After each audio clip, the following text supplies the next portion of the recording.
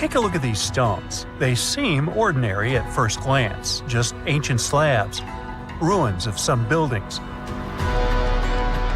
However, unlike many other archaeological finds, this one is among the most mysterious and unique. Here's why. These stones are the remains of a large temple complex called Puma Punku, located in Bolivia. Scientists aren't certain, but it's likely that Puma Punku was built by the Tiahuanaco Empire, which existed between 300 and 1000 CE, before the Inca Empire. There is no information suggesting that this civilization had advanced building technologies. Moreover, they might not have even had a writing system. Every stone was carved and polished with astonishing precision. They fit together perfectly, like pieces of a puzzle. The craft is so refined that not even a razor blade can pass between the stones. Quite impressive for people who lived around 1500 years ago. And these stones are heavy. The largest ones weighed around 130 tons. So, how did the builders transport such weight from one place to another? Scientists suggest that this civilization did not know about the invention of the wheel. So, how did they manage to build such a perfect engineering structure? Did Tiahuanaco have the knowledge and tools for stonework? Or did someone else build Puma Punku? There are several theories about this. Theory 1.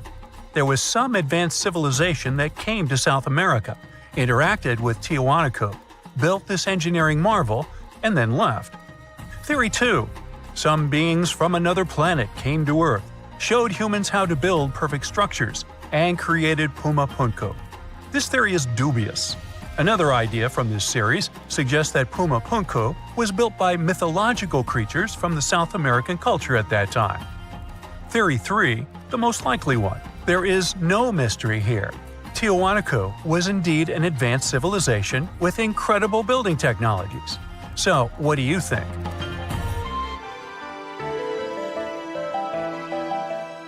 Okay, we've seen some pretty rectangular stones used for building a temple. How about perfectly round stones for studying the starry sky? Or for some other purpose, it doesn't matter. So, welcome to Costa Rica. In the south of this country lies the so-called decaspheres. These are large, heavy, round stones created in the pre-Columbian era, around 600 CE. Now, each stone is made from a unique type of rock formed from cooled magma. In other words, someone waited for a volcanic eruption to end and for all the magma to cool, and then took all this material and carved these spheres from it. But how did they achieve such a perfect shape? Scientists suggest that people used small stones to grind and carve the cooled magma. Some specialists think that the stones were made for navigation. They could have indicated the way to certain places. Another theory claims that the deca squares were used for astronomy. No one knows for sure. We may never get the answer to this question because the people who knew the secret of the stones disappeared after the Spanish expansion.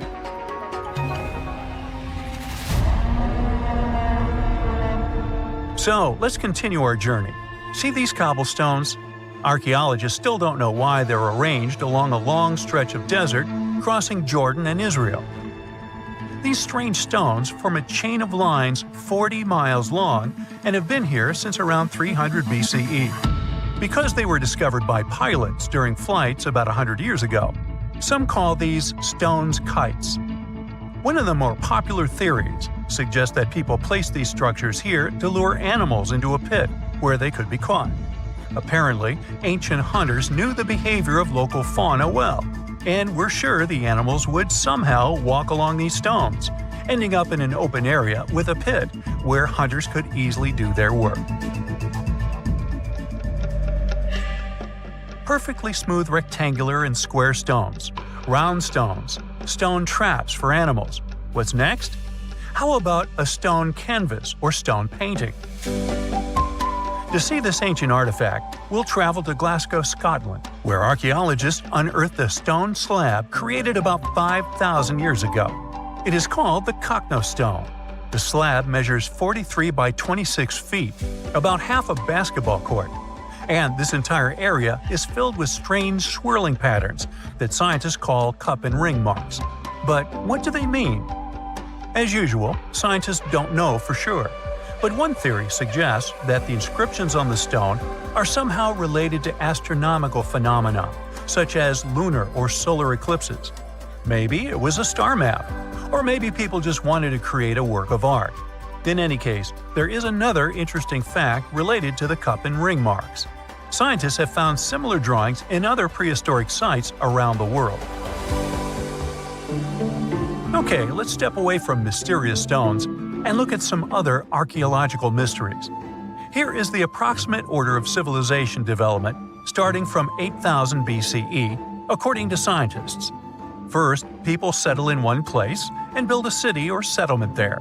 Then they engage in agriculture, and after that, they build temples. But in 1994, archaeologists said, no, the order might have been different. What if people first built temples to worship higher mythical beings, and only then built cities and engaged in agriculture? Let's go to Turkey, to the rural area of Gobekli Tepe, where in the mid-1990s, archaeologists discovered several stone pillars with carved animals on them. This ancient structure dates back to around the 10th millennium BCE. Now, this place is considered one of the oldest places of worship in the world. Most likely, it was built by semi-nomadic hunters who knew nothing about agriculture because it appeared in this region 5 centuries later. Now, scientists are wondering, is it true that such structures led to the settlement of the area? The answer to this question may help understand the mindset and development of humanity in many parts of our planet. So, would you like a scroll with the location of a treasure marked on it? You could say you already have one. Check it out yourself. Just Google the Copper Scroll Treasure.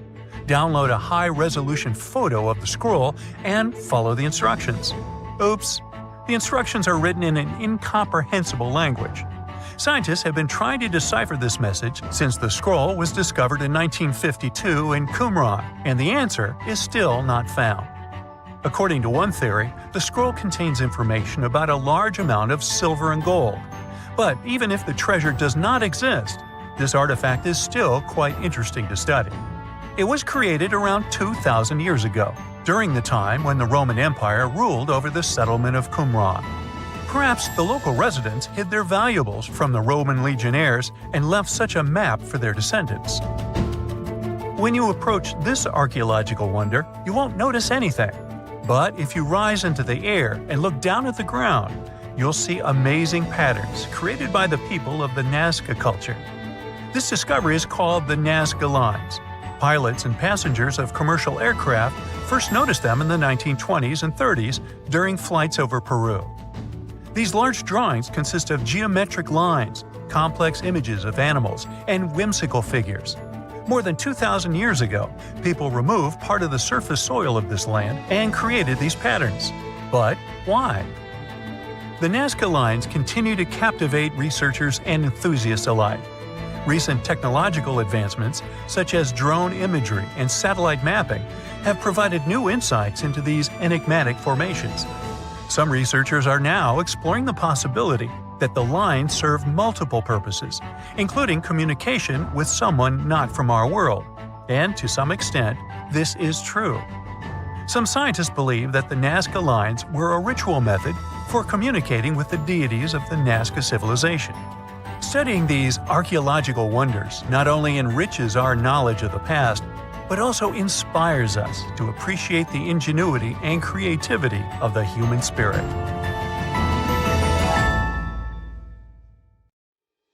Now, we wouldn't call this island mystical unless there were tales of giants living here. The island of Gozo in Malta is the backdrop of an ancient legend. Malta is an island country located in the Mediterranean Sea, just south of Europe. It's a very strategically located archipelago. Throughout history, it was ruled by many different societies, such as the Phoenicians, Greeks, Romans, and Carthaginians. One cold night, thousands of years ago, a farmer noticed the sky turn orange, then red, when he heard a loud thump. Although the ground seemed to be moving, this wasn't an earthquake. When he looked toward the woods, he saw a giant silhouette, taller than the trees. As he fearfully approached, he realized it was a woman, a giant woman. She introduced herself as Sunsuna. Unlike the terrible giants of many tales, Sunsuna didn't want to exterminate the human race. She was loving and caring. She told the farmer that she and her people could help protect their land from invaders. The locals were pretty interested in this offer. Since Malta is located in an important commercial route, it was constantly being invaded. The story says that Sunsuna settled in Malta, and sooner rather than later, she was moving things around. And when I say things, I mean monoliths. Sunsuna carried huge stones on her shoulder to build a magnificent temple called Ggantija, which means place of giants. She even did this while holding her half-giant, half-human kid on the other shoulder. Some say Sunsuna lived exclusively on beans and honey, although others replaced honey with water. The funniest bit here is that Malta is the 10th smallest country in the world, but it somehow managed to host giants. Hey, go figure.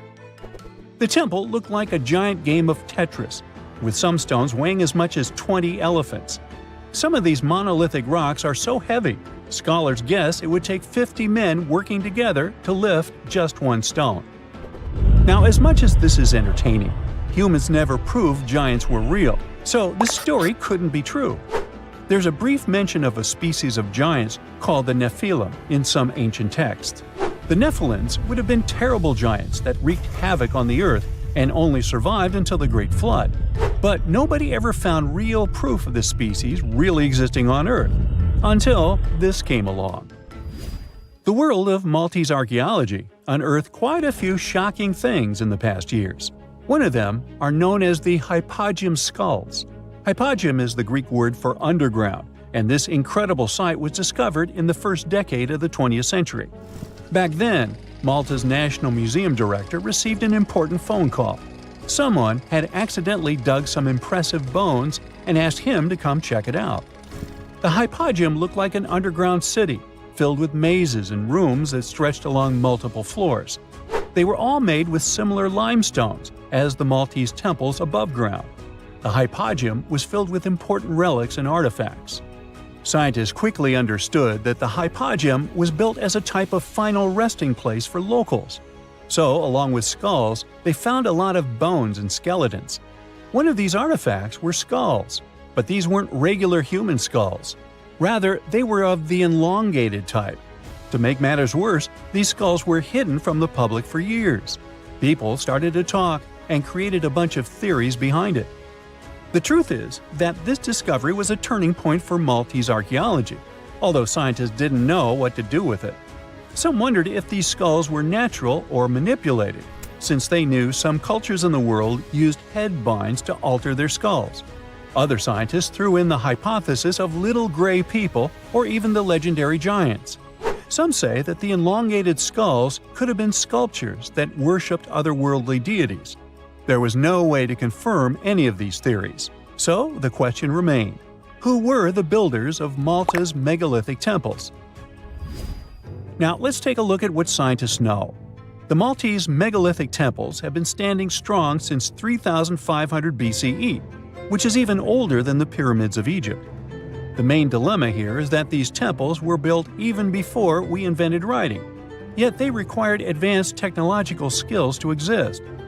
The Ggantija Temple seems too absurd to have been built by humans. The South Temple has a corridor with 4 oval rooms on the sides, looking like a big shamrock leaf. In one of these rooms, scientists found altars decorated with spiral patterns. It looked like an altar of some sort, indicating early Maltese people used them for ritualistic purposes. The North Temple is similar but smaller, with a very low entrance that makes people crouch down to get inside. You get it? You need to bow down to their deities in order to get into this sacred place. I mean, one can't help but wonder about the secret reasons these ancient builders had to build such a huge temple. I'm thinking they probably cast one of Daenerys' dragons to move the monoliths around. Yeah, I'm joking here. But hey, remember the entrance to King's Landing? Yup, the series used the Medina Gates in Malta as the exterior of King's Landing during Episode 3 of Season 1. Anyways, back to the giants. The ritualistic theory of the whole thing won a few points when archaeologists uncovered these mysterious figures.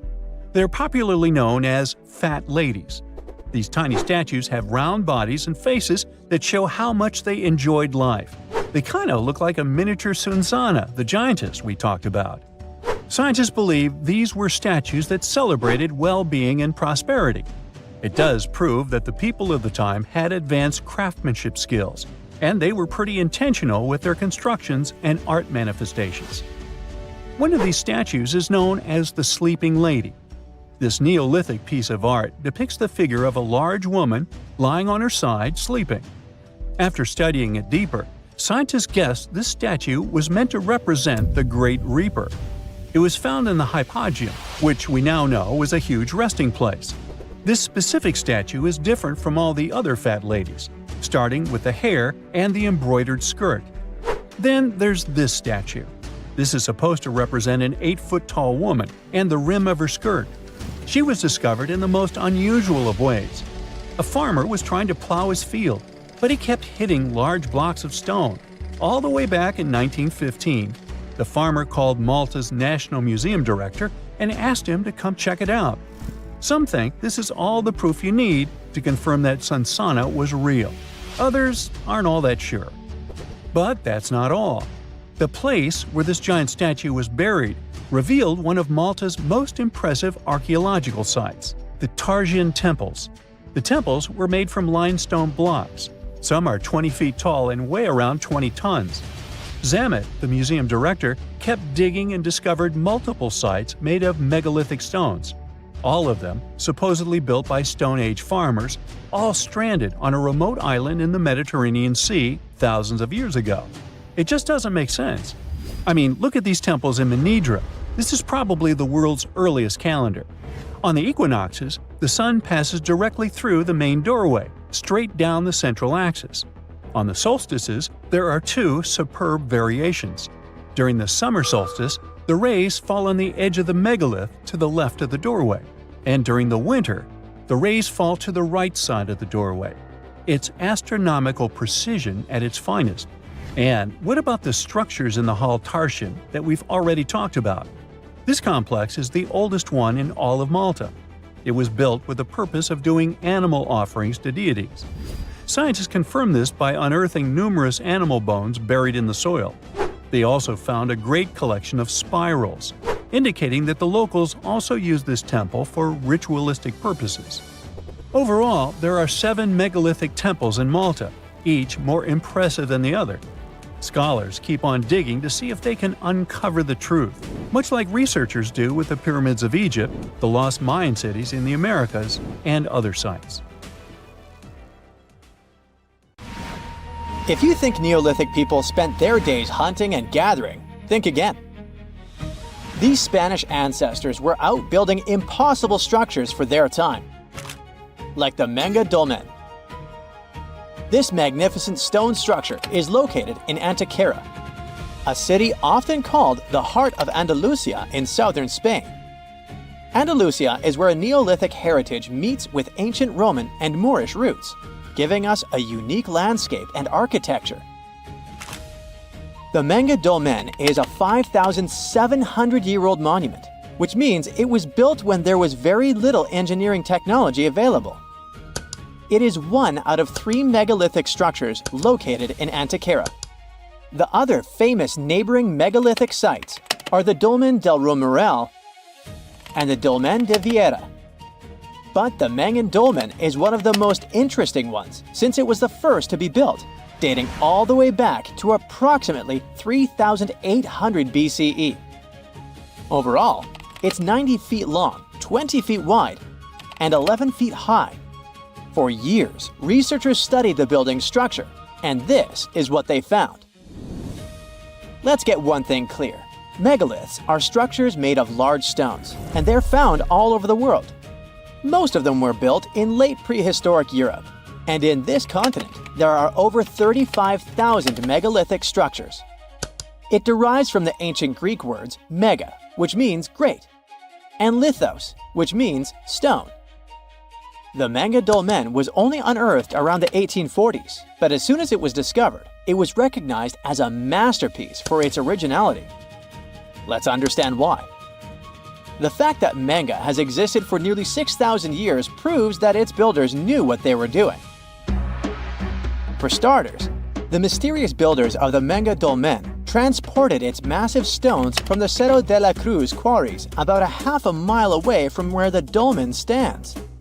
The thing is, the site has 32 absurdly massive stones. Its largest stone is nearly 5 times heavier than Stonehenge's largest stone.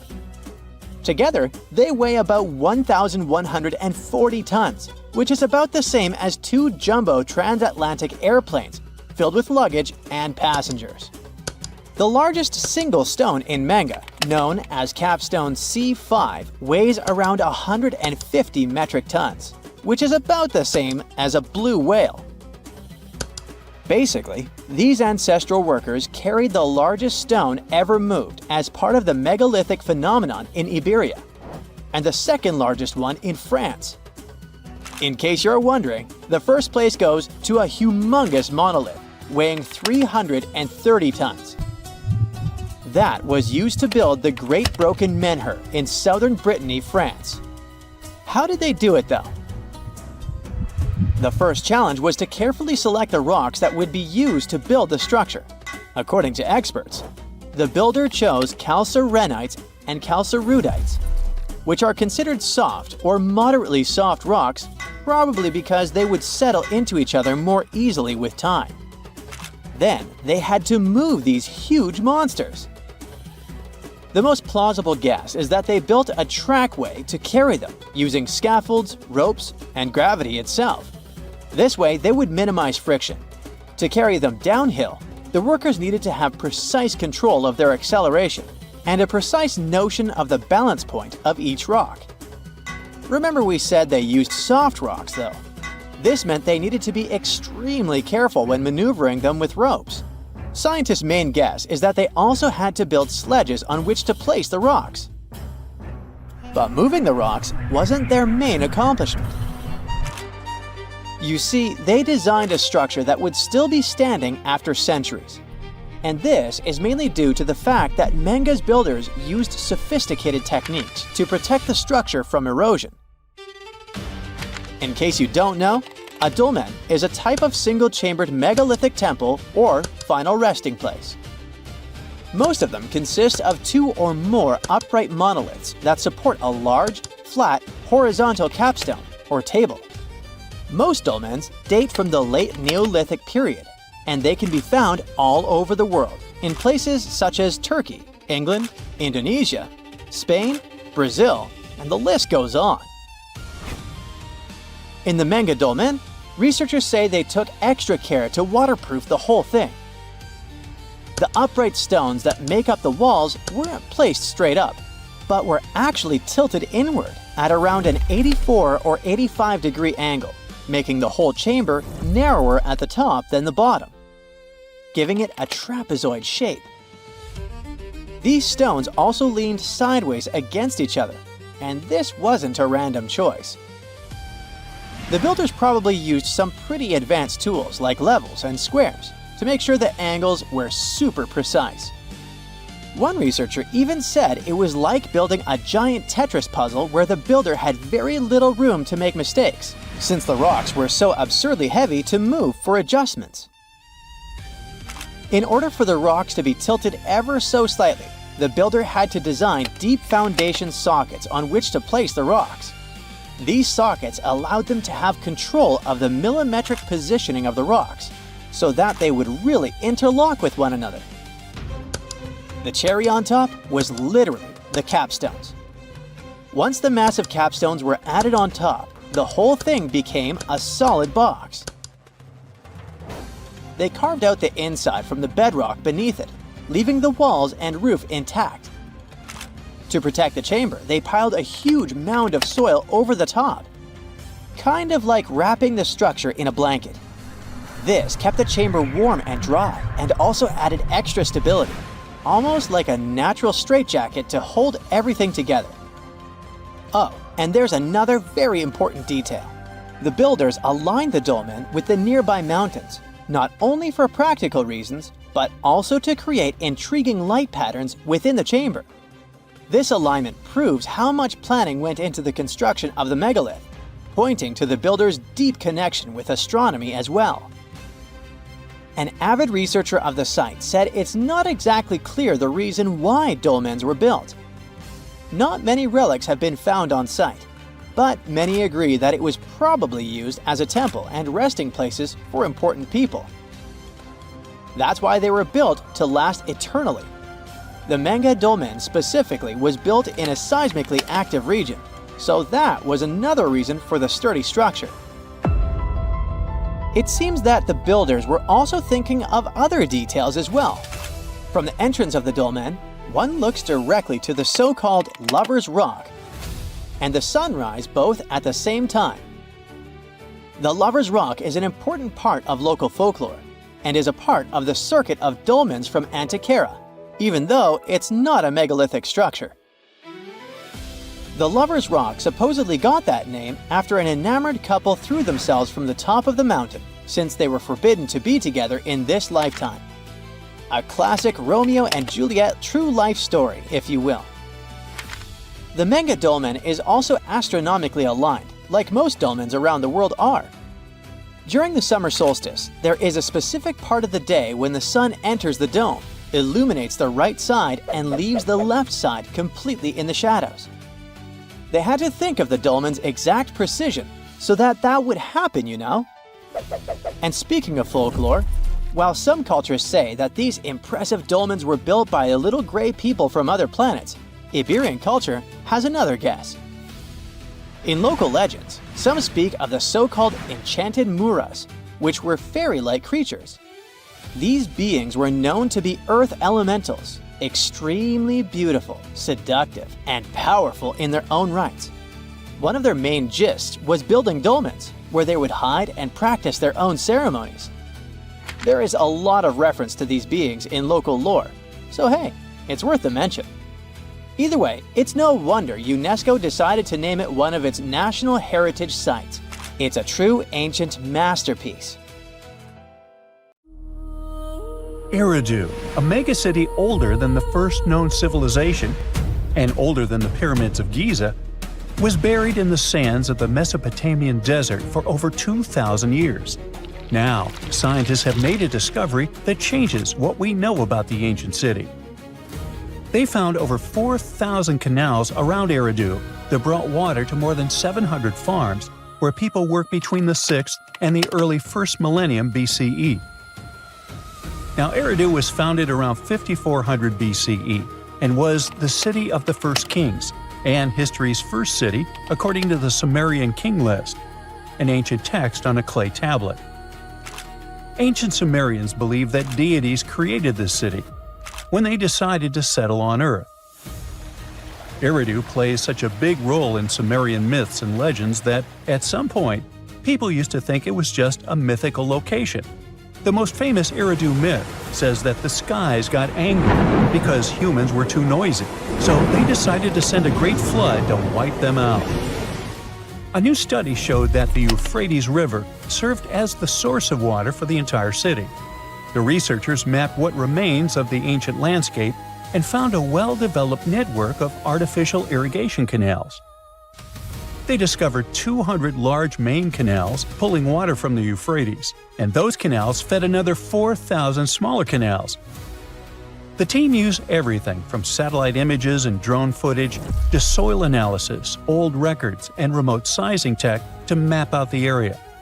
The 700 farms that used the water from the system were different in size, from about 5,000 square feet to over 200,000 square feet. The main canals were a little over a half-mile long, and some stretched more than 5 miles. The smaller canals could be as short as 32 feet. Rivers in Mesopotamia were the main water sources for farming, so ancient farmers had to learn how to guide water from the river to their fields. It all started with simple methods, like digging small canals, but over generations, they learned how to build massive canals up to 62 miles long. The Euphrates itself helped the farmers. Water was moving thanks to gravity down its elevated riverbanks, and natural breaks in the banks let it spill onto the land. Researchers aren't sure when each canal was in use, and it's unlikely that all 4,200 canals were active at the same time during that long period. Now, Eridu used to be an important religious and trade center because of its strategic location on the Persian Gulf. Its economy mostly had to do with fishing, thanks to the Euphrates River. Researchers found fishing nets and weights and whole bales of dried fish at the site. And there were even models of reed boats, the earliest physical evidence we have for constructed boats anywhere. The city was thriving until people abandoned it around the year 600 BCE, and scientists still aren't sure why they did it. The local residents, plus the visiting pilgrims and merchants, had just exhausted all the resources of the land. They had to let it rest several times before abandoning the city for good. It happened when the Euphrates changed its course, and they lost their main source of water. Now, many centuries later, in 1854, a British official was on a mission to this area to check out a remote place that had a bunch of mounds called tells, which are piles of debris left behind by ancient human settlements. At first, Taylor wasn't impressed. He had been hoping to find something big, maybe statues, ancient writing, or ruins of palaces and temples. But with the brief time he had, all he found were things like walls, drains, stone platforms, and pieces of limestone columns decorated with tiny mosaic cones. But he didn't know that these boring mounds were hiding one of the oldest cities on Earth, Eridu. The people at the British Museum got interested in the finding, but the first full-scale excavations took place here only around a century later. The local Iraqi authorities got really interested in the excavations as they were hoping to find more about the earliest days of Mesopotamian history. So they focused on Mound 1, a massive tell as tall as an 8-story building. Soon they uncovered part of an unfinished step pyramid from the end of the 3rd millennium BCE. As they dug deeper, they found layers of human life going back in time. There were levels from the Uruk period, and even remains from a time before the Sumerians called proto-history. In those lower layers, they discovered multiple rebuilds of the Temple of Enki, the city's main deity. People rebuilt this temple again and again for over 2,000 years. Every time the temple collapsed, they built a new one right on top. Each new version of the temple was bigger and more impressive than the last. From the middle of the 4th millennium BCE, these temple buildings became massive, more advanced than anything else humans had built up to that point. The city in Eridu was also becoming more complex, with clear social classes. Eventually, they stopped rebuilding the temple and put up a step pyramid on top of the ruins. Even though Eridu faded, it likely stayed important as a religious site. Archaeologists found pottery from the 2nd and 1st centuries BCE during excavations, although there were no signs of houses. The Sumerians were an innovative civilization, as you can tell. By 1500 BCE, they invented the cedar plow, a tool that let farmers plow and plant seeds at the same time, using animals like oxen to pull it. This gear even came with instructions. The Sumerian Farmer's Almanac gave farmers advice on how to grow more crops with proper tilling and irrigation. These smart farming tricks helped feed more people, which led to larger cities, an organized ruling system, and more focus on religion. And as their cities expanded, so did their work in writing, math, and spiritual life. 5,000 years ago, the Sumerians had already produced cuneiform, one of the first writing systems in history. So another recent find from the same part of the world proves that bureaucracy existed already 4,000 years ago. Archaeologists found ancient administrative tablets in another ancient Sumerian city. These clay tablets are the oldest solid proof we have of the world's first empire, the Akkadian Empire. The tablets were inside a state archive building made of mud bricks, which had different rooms that acted like offices. Now, before this discovery, archaeologists didn't really understand how the first known empire in the world, the Akkadian Empire, worked behind the scenes. But now, thanks to the recent Gerso excavations, we have the first real and unambiguous evidence of the empire's administrative system, They tracked everything – deliveries, spending, and inventory, from fish to sheep to grains, fabric, and even gems. The tablets also include population records, with names and jobs of men, women, and kids, an ancient version of a census. From these records, scientists found out that women played a key role in Akkadian society. Some women had powerful positions, like high priestesses. The tablets also show a wide range of jobs, from skilled workers like stonecutters to people with simpler roles like temple floor sweepers. Some even included building blueprints, field layouts, and canal maps, proving that the empire had serious organization and planning. Eventually, the city rebelled and gained its independence, and the Akkadian Empire's 150-year rule ended. Now, researchers are carefully cleaning and translating the tablets to fully understand what they say. These new finds will replace older, incomplete ideas about the empire and give us a way more accurate picture of how Akkadian power and the ruling system actually worked. Hey, you've heard of Stonehenge? Of course you have! Big rocks mysteriously mounted in circles on a plain in England by, somebody. But what if England's Stonehenge is only a replica of another monument, and its builders just crossed the Atlantic and copied what someone had already done elsewhere? Well, it turns out researchers found another Stonehenge underneath the waters of Lake Michigan. This lake is a hotspot for woo-woo unexplained things. A bunch of disappearances, plane crashes, and now this, an ancient underwater monument that looks strangely enough like Stonehenge.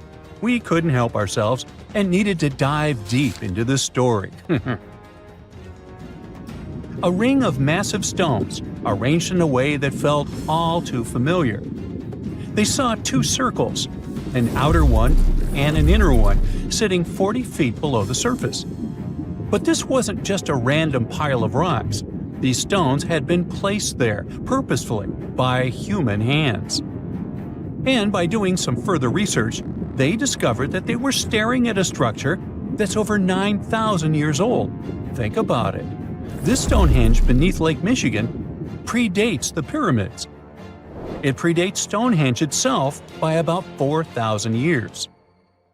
All of this information was enough to startle scientists at Northwestern Michigan University. But that was before they found this out. One of the stones had a carving, a faint but clear petroglyph of a mastodon. Mastodons kind of look like the ancestors to our modern-day elephants, but they have been extinct on planet Earth since 10,000 years ago. So, whoever built this underwater Stonehenge needed to be alive at the same time these creatures roamed our planet. This discovery raised many questions among scientists. I mean, why on earth would they go through all this trouble to lay rocks at the bottom of a lake? Well, first things first. Scientists believe that Lake Michigan had much less water back then than it does now. Second, it could have something to do with ancestral practices of First Nation people. There's one theory from a professor of the University of Michigan. He suggested that the stones formed a kind of prehistoric hunting trap. He believes that early hunters used the circular formation as a drive lane to herd large animals like the mastodons from the rock carvings we were just talking about. Once they got these huge animals into a tighter circle, they could be more easily hunted. But not everyone's convinced by this theory. Some believe the circle probably had a deeper spiritual purpose. According to local Native American tribes, like the Anishinaabe, stones are more than just rocks. They're living beings. They hold spiritual energy and represent a connection to the earth and all living creatures. An elder from the Anishinaabe community even suggested that these stones are sacred, placed there by their ancestors to honor the land and its creatures. Scientists are trying to study the stone formation in depth, like about 40 feet. But that's the problem, actually. The fact that it's underwater makes it super difficult, since they don't have the best technology. Traditional archaeological tools don't work as well when everything is submerged, but promising new technologies like stereophotogrammetry, which literally means making 3D models of a site, are helping scientists study the stone circle more closely. Still, research is slow and expensive, so it's hard to know when this mystery will come to a close. As we said, Lake Michigan is a hot spot for unexplained phenomena. Its lakebed is filled with shipwrecks, such as the Thomas Hume, a sturdy American schooner. It also collects debris from airplanes that have suddenly gone missing while flying the area, such as Northwest Airlines Flight 2501 that disappeared in the 1950s. Some people even call the area the Lake Michigan Triangle, suggesting paranormal activities like what happens in the Bermuda Triangle might be going on. The lake spans over 22,000 square miles, which means it's almost two-thirds the size of the country of Ireland.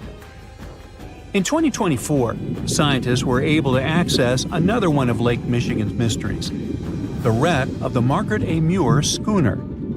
This 130-foot-long sailing ship sank over 130 years ago. The discovery was announced just recently by the Wisconsin Underwater Archaeological Association, the WUAA, whose team found the shipwreck sitting 50 feet below the surface just off the shores of Algoma, Wisconsin. Built in 1872, the Margaret A. Muir was a three-masted schooner built to carry heavy cargo across the Great Lakes.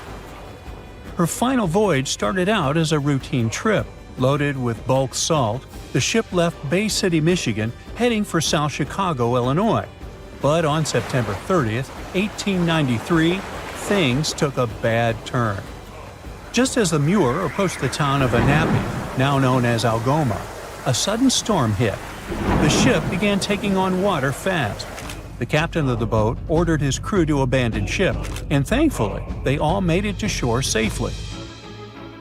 For more than a century, the wreck sat undisturbed on the lakebed, its location a mystery. But thanks to a combination of historical research and high-resolution sonar, WUAA searchers finally found her in May of last year. The wreck is remarkably well preserved, with parts of the deck and gear still visible. Well, just a few lakes over to the left, researchers uncovered another impressive thing. At the bottom of Lake Mendota, near Madison, Wisconsin, researchers found 11 ancient canoes. They believe the oldest of the canoes dates all the way back to 2500 BCE. Now, if you don't get why that's important, it's because you're thinking with today's head. If in a classic Midwest highway you see a bunch of pickups, then back in the ancient days you see only canoes. They were the main mode of transportation for indigenous cultures. They were used to fish in deep waters, trade goods, and travel long distances.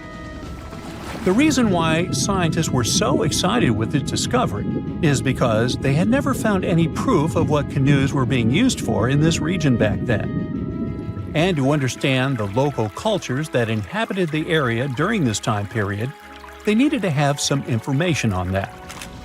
This exciting discovery was announced by the Wisconsin Historical Society in May 2024. The first canoe, which they believe is around 1,200 years old, was pulled from the lake in 2021. Then a second one was dug up in 2022. And now divers have found at least 11 more canoes along what would have been an ancient shoreline, long since submerged. One theory is that these canoes were intentionally sunk to keep them from freezing or warping in winter. It's possible people stored them in the same spot for generations.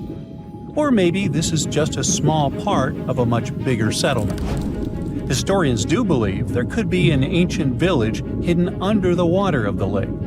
Divers have already found stone tools, like net sinkers used for fishing, but the village itself hasn't been located yet.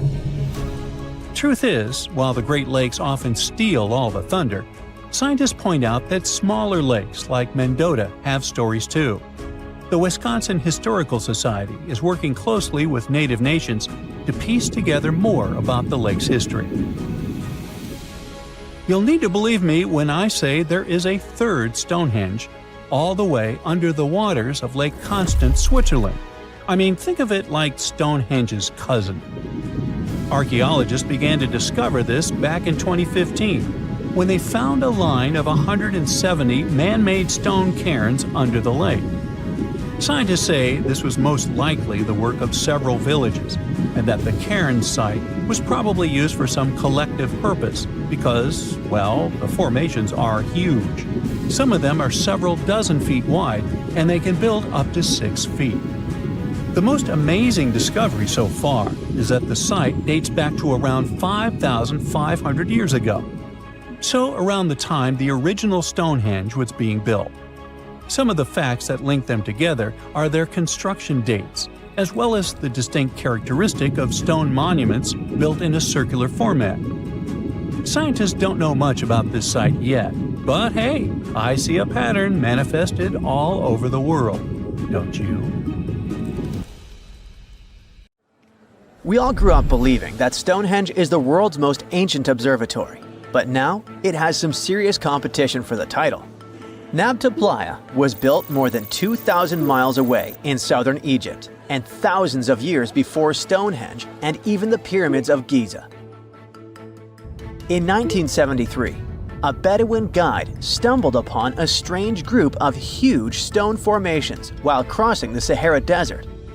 He led American archaeologist Fred Wendorf to the site, located about 60 miles from the Nile. Wendorf's friend and colleague claims the team found the stones while stopping for a bathroom break in the desert. Either way, what they found changed history. At first, Wendorf thought the stone structures were just natural formations. But then it hit him. This area was once a lake, meaning no natural rocks should even be there. He kept coming back to the site for decades, and by the early 1990s, his team finally uncovered a circle of stones that seemed to line up with the stars in a way no one could explain. After 7 long years of trying to crack the mystery of the site, Wendorf reached out to an expert in archaeoastronomy. They study how ancient people used the stars. One evening, while the expert sat in the cool desert sand staring at the stones, he realized that they formed a pattern radiating outward from a massive burial mound. One by one, as they dug into the sediment, the buried megaliths started lining up like spokes on a wheel. The team had already used radiocarbon dating to test samples from fire hearths and tamarisk wood roofing found inside the stone circle. Nabta Playa had dozens of standing stones, all a few feet tall. Some of them lined up exactly with the sunrise on special days, and others matched up with bright stars in the sky. Inside the big circle, there were 6 special stones that may have been used for rituals or marking important times of the year. Around them, 29 standing stones might have worked like a simple calendar to help people know when it was time for something important, like the summer solstice, the longest day of the year. When the sun rose in just the right spot, it was a sign that the rainy season was coming. The stone circle once aligned with the brightest stars in the northern sky: Arcturus, Sirius, and Alpha Centauri. Some stones even pointed to the constellation Orion. By tracing Arcturus's movement across the sky, they figured out that it matched perfectly with the circle around 4800 BCE. That means it was the oldest astronomical site ever discovered. And the people of Nabta Playa may have been watching the stars thousands of years before telescopes were even invented. It looks like it had a huge meaning for people living and traveling through the desert. Over 10,000 years ago, the long, cold, and dry ice age that lasted for tens of thousands of years was finally fading away. Northern Africa got massive monsoons and rains that filled up seasonal lakes. So, parts of the desert turned into short-lived oases. For the nomadic people who roamed this harsh land, these summer rains were everything. Their entire way of life revolved around cattle. When archaeologists opened the central tomb at Nabta Playa, they dug up cattle bones and even a massive rock carved into the shape of a cow. The people who built it used the stars to guide them and find hidden watering holes like Nabta Playa, which likely held water for about 4 months a year, starting with the summer monsoons. But there was no North Star back then, so instead, they navigated using bright stars and the way the sky seemed to spin in circles above them. When the lakes were full, the standing stones would be partly submerged, and from the western shore, you would see the reflection of the stars on the dark water. Nabta Playa is way less famous than Stonehenge, perhaps because its stones were buried and the famous site in England was open to visitors for thousands of years. Sadly, when Nabta Playa did become famous, some tourists ruined parts of it by moving stones around, which messed up the ancient star alignments. To protect it, the authorities moved everything to a museum where people can see the stones and the carved cow statue without damaging them. The Egyptian Observatory isn't the only construction similar to Stonehenge. It has versions that were used for different purposes, from Germany and France to the US and the Andes in northern Peru. This last one is actually one of the oldest big structures ever built in this region. The circular plaza is made of two giant stone walls arranged in a ring. It was likely used for ceremonies and gatherings. Scientists have carbon dated it to be about 4,750 years old, which means it was built before the Great Pyramids of Egypt and Stonehenge. The plaza had two entrances and a special layer of clay, soil, gravel, and charcoal underneath. It was carefully planned and built. Archaeologists also found ceramic pieces, quartz crystals, and gemstones at the site, so it was definitely a special place. People visited it for centuries, but at some point it was sealed off, probably because of changing beliefs and traditions. The most recent discovery was the remains of a large timber circle roughly the same age and with parallels to Stonehenge, all the way up in Denmark. This open-air structure was likely part of a special area where prehistoric people from the late Neolithic and early Bronze Age gathered for rituals and ceremonies. The circle was made up of 45 giant wooden posts, forming a huge ring about 100 feet wide.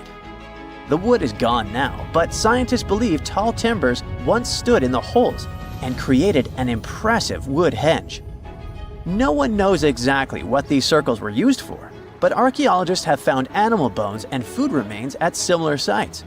So people probably used to gather there for feasts and rituals. In 2024, scientists found two ancient stone circles from the Neolithic period in Dartmoor National Park in England. Some archaeologists believe they might form a sacred ark. Many of Dartmoor's stone structures were built in a curved shape on the high ground in the center of the area.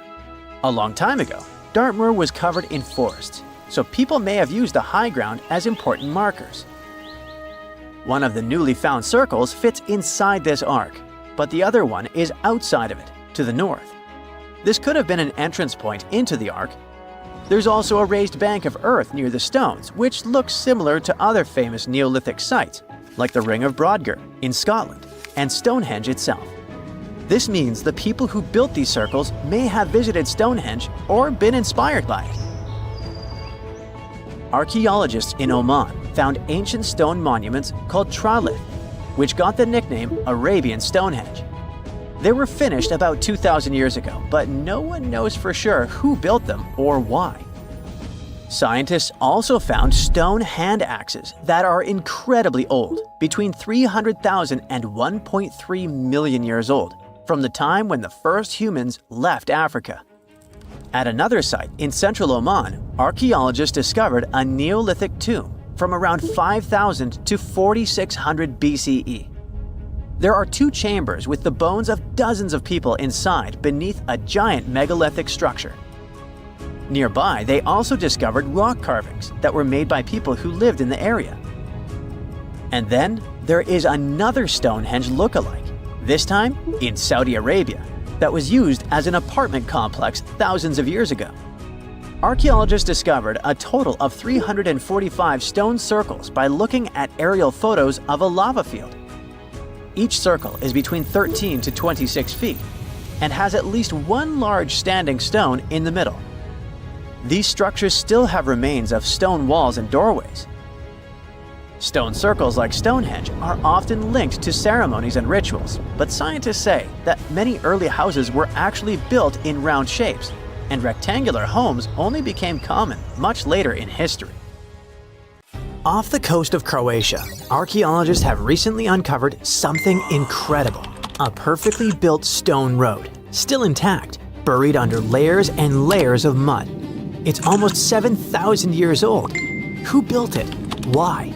And where does it lead? This road might have been lost forever, if not for sheer luck. Back in 2021, archaeologists were looking at satellite images of the island of Korčula, a little Croatian island in the Adriatic Sea. Suddenly, they noticed some strange shapes, odd patterns, half seen beneath the waters. Curious, they dove into the waters to check it out. That's when they uncovered something incredible, a sunken Neolithic settlement, the village of Solin. But the ancient village was just the beginning. In 2023, while exploring the site further, archaeologists found something even more breathtaking. A perfectly built stone road, still intact, buried under layers of sea mud. It was thousands of years old. The road is only 13 feet wide. It's laid carefully, stone by stone, a ghost of a forgotten world stretching across the seabed. This was no accident of nature. The stones were too precisely shaped, too deliberately placed. And somehow, across 7,000 years of storms and tides, both the village and the road survived. One of the scientists said it's a miracle. The islands around Korčula shielded the coast from massive waves. This spared them both from destruction. They also found something else: ceramic fragments and flint knives, small whispers of the people who lived here in the past. But who were they? The mysterious road goes way back into the Stone Age. An ancient culture called Hvar culture lived on the Hvar Island nearby. But they also spread across the eastern Adriatic coast and built the village of Solin just offshore from the coast of Korčula Island. The road connected the village to the main island.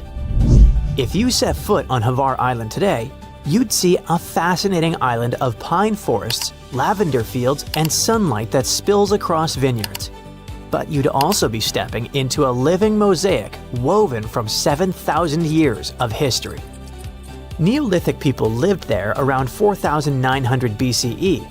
That was before the rise of cities, before the pyramids of Egypt, before history even had their first kings. These people found shelter in the island's caves. In local places like Grabcheva Cave and Markova Cave, they crafted delicate, painted pottery, some of the oldest in Europe. This ancient settlement once bustled with life, perched near beaches where now only waves roll. The people who built it walked barefoot over its stones, carrying baskets of grain, tools, and clay pots filled with water or olive oil. Among those little shards, archaeologists discovered something amazing: the oldest depiction of a boat in all of Europe. Even in 3,500 BCE, the people of Hvar were dreaming of journeys beyond the horizon. And even though the Neolithic farmers of Hvar culture didn't have great technology, they had already learned to tame the earth.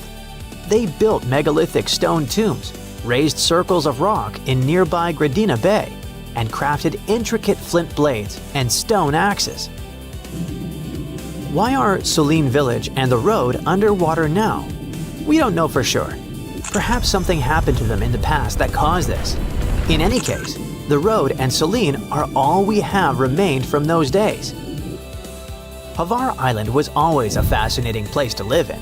The island's history is rough and beautiful, carved by rebellions, pirates, and foreign kings. Around 385 BCE, the Greeks sailed across the sea and found this beautiful island, a high limestone ridge, hidden freshwater springs, and fertile plains kissed by the sea breeze. No wonder they decided to settle here. These Greeks themselves came from Paros, a sunny island in the Aegean Sea. When they got to Hvar Island, they found a town they called Pharos. They weren't being super original. Now we know this town as Stari Grad, which means Old Town, and it actually is one of the oldest towns in all of Europe. They brought with themselves deep knowledge of farming, sailing, and city building. This helped them to do something extraordinary.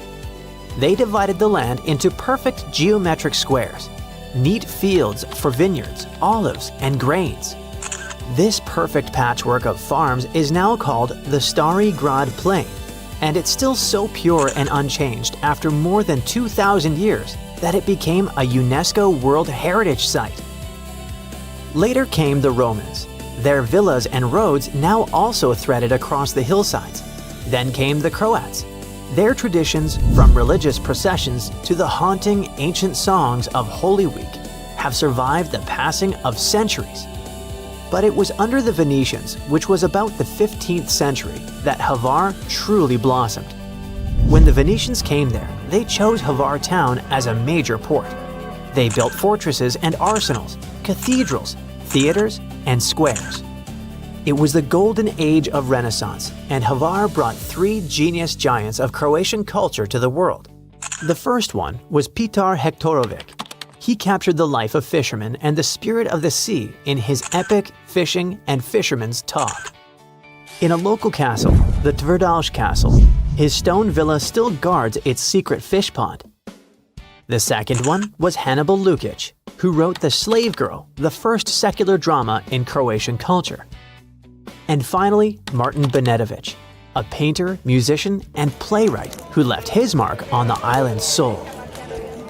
In the Franciscan monastery by the sea, there's a beautiful painting stretching across an entire wall, The Last Supper. Not the original by Da Vinci. This one is thought to be created by Matteo Ingoli. Same theme, but a different artist, though this work is considered a Renaissance masterpiece. Back then, Hvar Island became a jewel of the Venetian Empire, a naval stronghold, and later, a stage for Renaissance poets. But this place wasn't always peaceful. In the 16th century, the Ottoman Empire came here. Their corsair raiders swept across the sea and wanted to conquer the island. Hvar's people built fortresses that still cling defiantly to the cliffs, even to this day. Napoleon also came here, but even all this couldn't drown Hvar's spirit. Life always returned to the fields. Lavender bloomed purple over the terraces, rosemary and olive trees tangled the hillsides, and wine flowed from vineyards that the Greeks once planted. And still, the culture lived.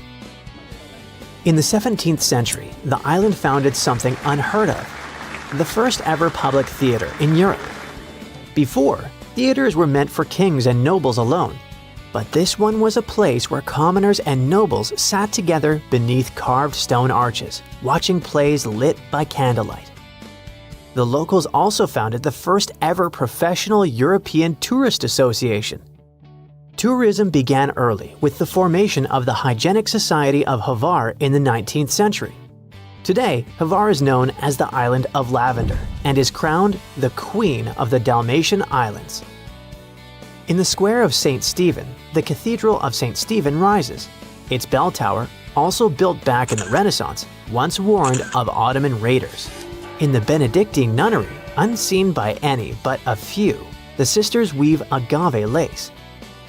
The threads are pulled from the agave fibers, knotted into impossibly delicate patterns, each one unique, each one a prayer captured in cloth.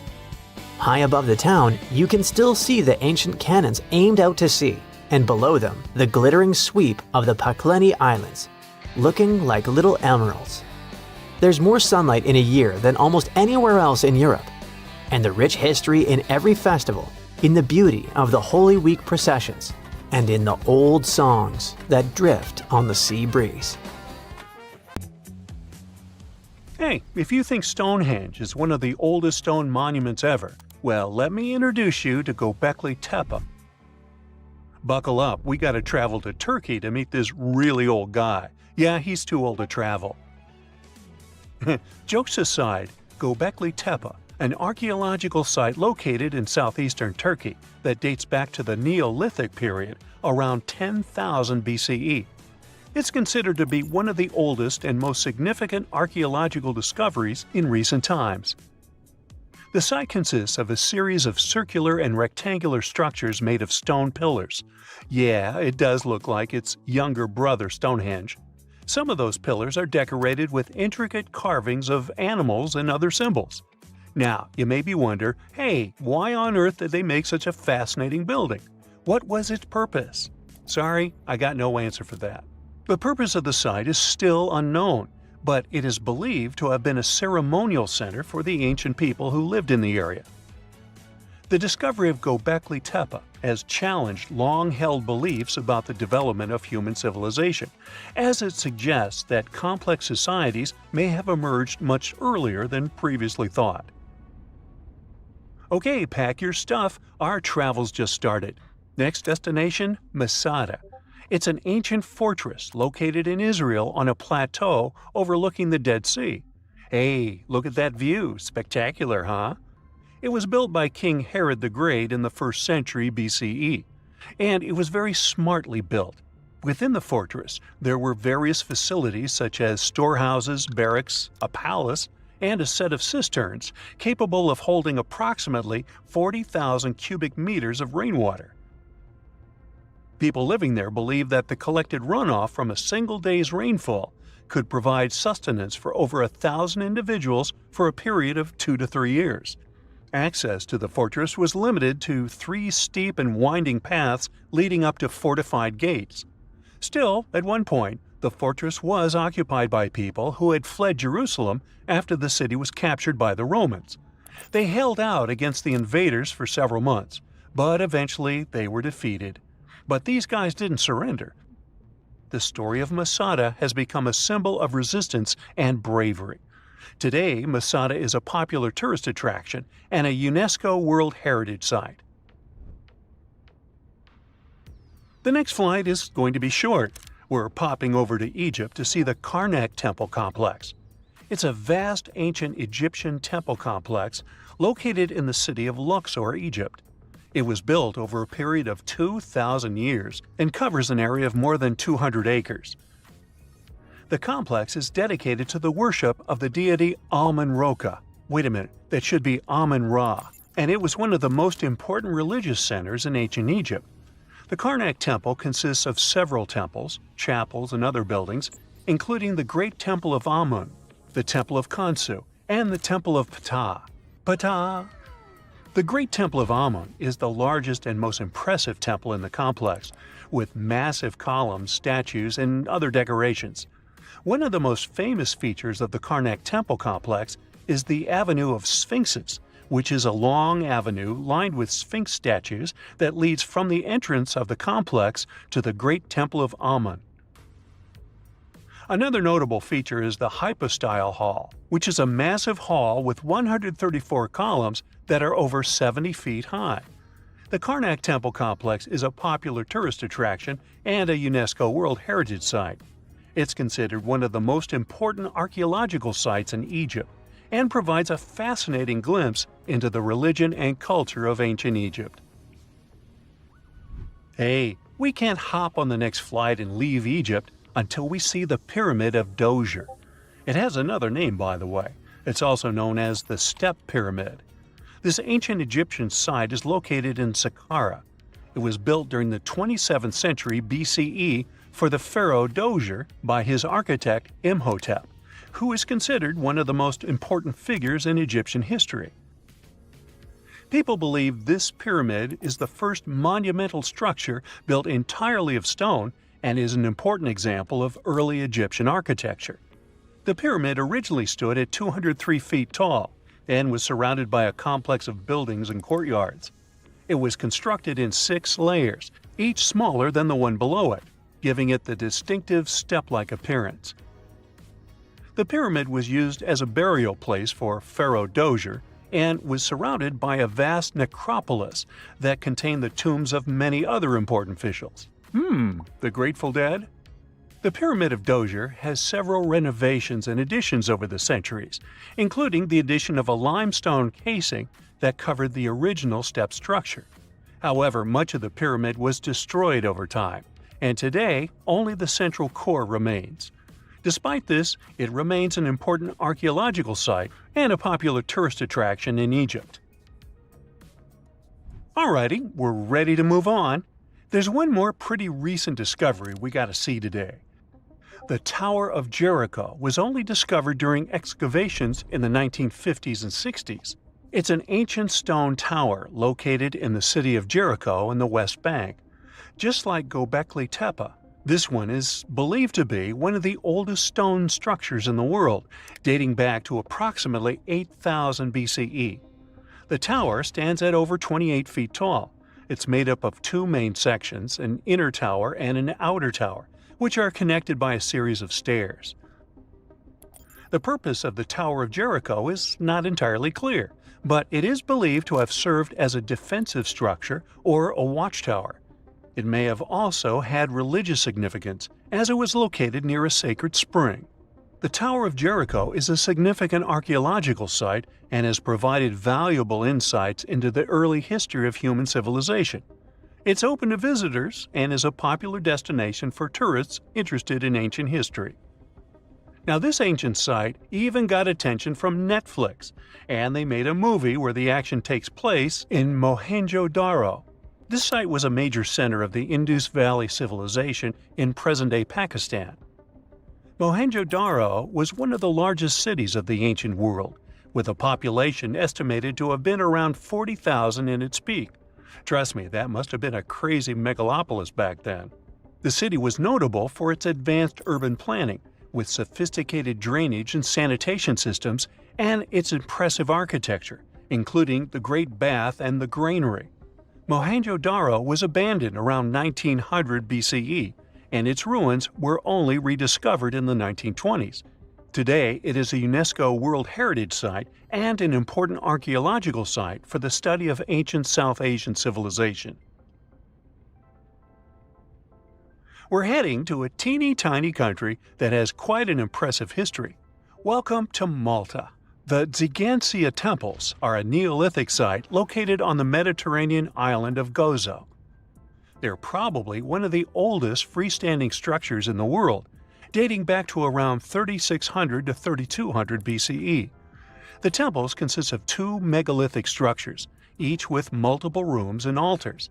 The name Ggantija means giant tower in Maltese, as people believe that only giants could have built such massive structures. The temples are believed to have been used for religious purposes and are considered to be an important example of prehistoric architecture. They were added to the UNESCO World Heritage List in 1980. Well, you must be pretty tired, but there's one more place we gotta visit today. Our plane is already landing in Armenia, and we're here to see the Temple of Garni. Look, this one is well preserved. This temple dates back to the 1st century CE. It was built by King Tiridates I as a dedication to the sun deity Mir. Sadly, the temple was destroyed in the 17th century during an earthquake, which is quite a common thing for this area, but it was later reconstructed in the 20th century. Today, it's a popular tourist attraction and is also listed as a UNESCO World Heritage Site. So how come the world is still talking about a statue that only existed for a mere 54 years over 2,000 years ago? What made this impressive ancient construction so remarkable that we're still discussing it? I'm talking about the Colossus of Rhodes, of course. It's considered to be one of the 7 wonders of the ancient world, along with the Great Pyramid of Giza or the Gardens of Babylon. There are a lot of mysteries surrounding this ancient statue, but let's look at some of the facts first, shall we? What we do know is that the local Rhodians decided to start a massive project once a Macedonian siege over their island was over. In other words, it was their way of honoring the higher powers for their victory. Using a lot of material left behind by the Macedonians, they started the construction of the Colossus, which is estimated to have taken about 12 years. Most contemporary descriptions of the sculpture agree that it stood about 105 feet tall. Now, just to compare, that's about the size of the Statue of Liberty today, which is 151 feet tall. It may not seem like a lot. I mean, Lady Liberty is currently ranked as the 52nd tallest statue in the world. The champion here would be the Statue of Unity in India, standing proud at an astonishing 597 feet. But for ancient times, that was quite an accomplishment. But is the similar height the only connection between the Colossus of Rhodes and the Statue of Liberty? Not really. We do know that they both also refer to Lady Liberty as the modern Colossus, since both statues were constructed as a symbol of liberation. There's even a plaque placed inside the pedestal of the New York statue, inscribed with the first verse of the sonnet, "The New Colossus," not like the brazen giant of Greek fame. To build this massive Colossus statue, they sure needed a lot of bronze. Some ancient records even recount that the construction required 27,000 to 29,000 pounds of bronze. Even for modern times, this is a lot. But back then, they even called it an operation that involved the bronze industry of the entire world. The man tasked with bringing the statue to life was Shars of Lindos, a local Greek sculptor. The whole construction took place from 294 to 282 BCE, but unfortunately, Shars never got to see the end result. We don't know for sure why that happened, but some records claim constructing the Colossus of Rhodes may have led him to complete bankruptcy, since he failed to accurately estimate the cost for the massive statue. Anyway, we still don't know for sure how it was possible to build a statue this big back in those days. They had none of the equipment we have today, like excavators or elevators. Some old records said that they had to invent a completely new, custom method to build it. It all happened on the location, put together piece by piece. They supposedly split the statue into many different sections, and the first one to be constructed was the feet. Once each section was done, huge mounds of earth were placed around it, so they could continue working on the next section above. However, these records were made more than 100 years after the Colossus was finished, so there's little we can say about the accuracy of this information.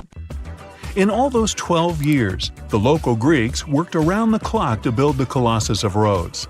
They started with a white marble base that they placed at the statue's feet. They then continued with some sort of an iron skeleton, to which they attached the bronze plates. Why did they choose bronze, though? Well, that was more for practical reasons, since bronze is stronger than iron and it can also sustain extreme weather conditions. More so, if you think about it, the statue was located pretty close to the sea, so the air surrounding it would have been pretty salty. That's why they needed to make it out of quite sturdy material. And what about the location? Well, that's something that has been up for debate for a long time. Researchers initially believed that the statue stood with each leg on either side of the Mandrake Harbor, one of many in the city of Rhodes, basically straddling its entrance. As imposing as that may sound, it was likely not the case. First of all, that would have meant the harbor would have to have been closed for the whole duration of the construction, which doesn't seem to match all the other records. More so, after the statue had fallen, it would have probably blocked the entirety of the harbor, which again doesn't seem to be mentioned anywhere. Most recent depictions say that it most likely stood either on the eastern side of the Mandrake Harbor or maybe even further inland. So, what happened to this impressive structure? Is there really nothing left of it to this day? And why did it survive for only 54 years, since it took so long to build and it was so important for locals? Well, as admired and valued as it was to the Greeks, an earthquake took the Colossus of Rhodes away from them. The story goes that because of the movement of the earth beneath it, the statue snapped at its knees and was completely laid on the ground. Nonetheless, the statue still continued to be admired for centuries. The Rhodians refused to rebuild it as they considered it a sign and did not dare intervene with destiny. By the middle of the 7th century, they had taken away what was left of the statue completely. Legend says it took about 900 camels to carry all the bronze away from the location. And what about the looks of the statue? This is also one aspect that is still shrouded in mystery. Even though it was a symbol of the locals' pride in maintaining their independence, they did not use the depiction of the statue for any of the coins they made, even though that was kind of customary. Other art historians do think, however, that the Colossus was similar to other depictions of the same mythological creature, a male figure that had rays of light rising from its head. The position of its hands is also still up for debate. Some say it might have even been holding a torch. We don't know if his hands were pointed straight down or whether the right arm was raised, like in similar representations in Greek mythology. The original might not be here for us to admire anymore, but there are some plans out there to rebuild it. A group of European architects intends to build a 21st century version of the ancient statue. This new construction is planned to stretch 500 feet tall. It should serve as a cultural center combined with a lighthouse.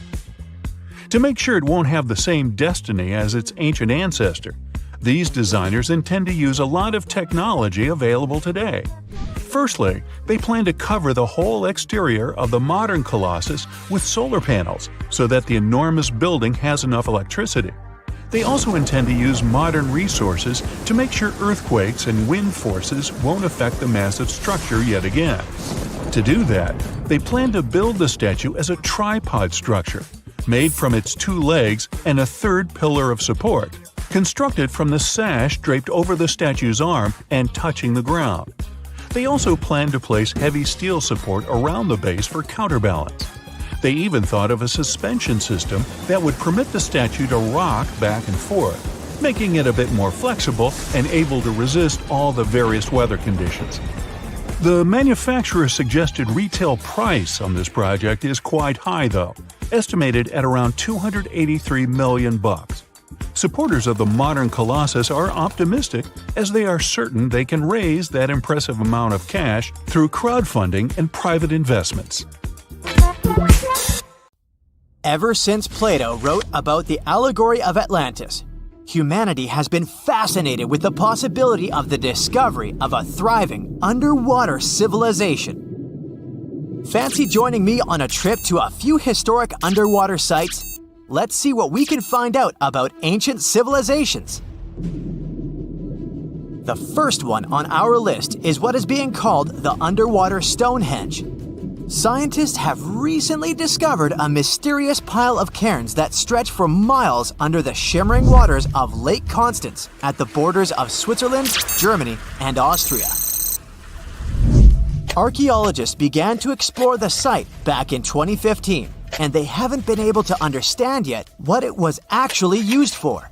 What they do know is that there is a 12-mile line of 170 human-made stone cairns under Lake Constance.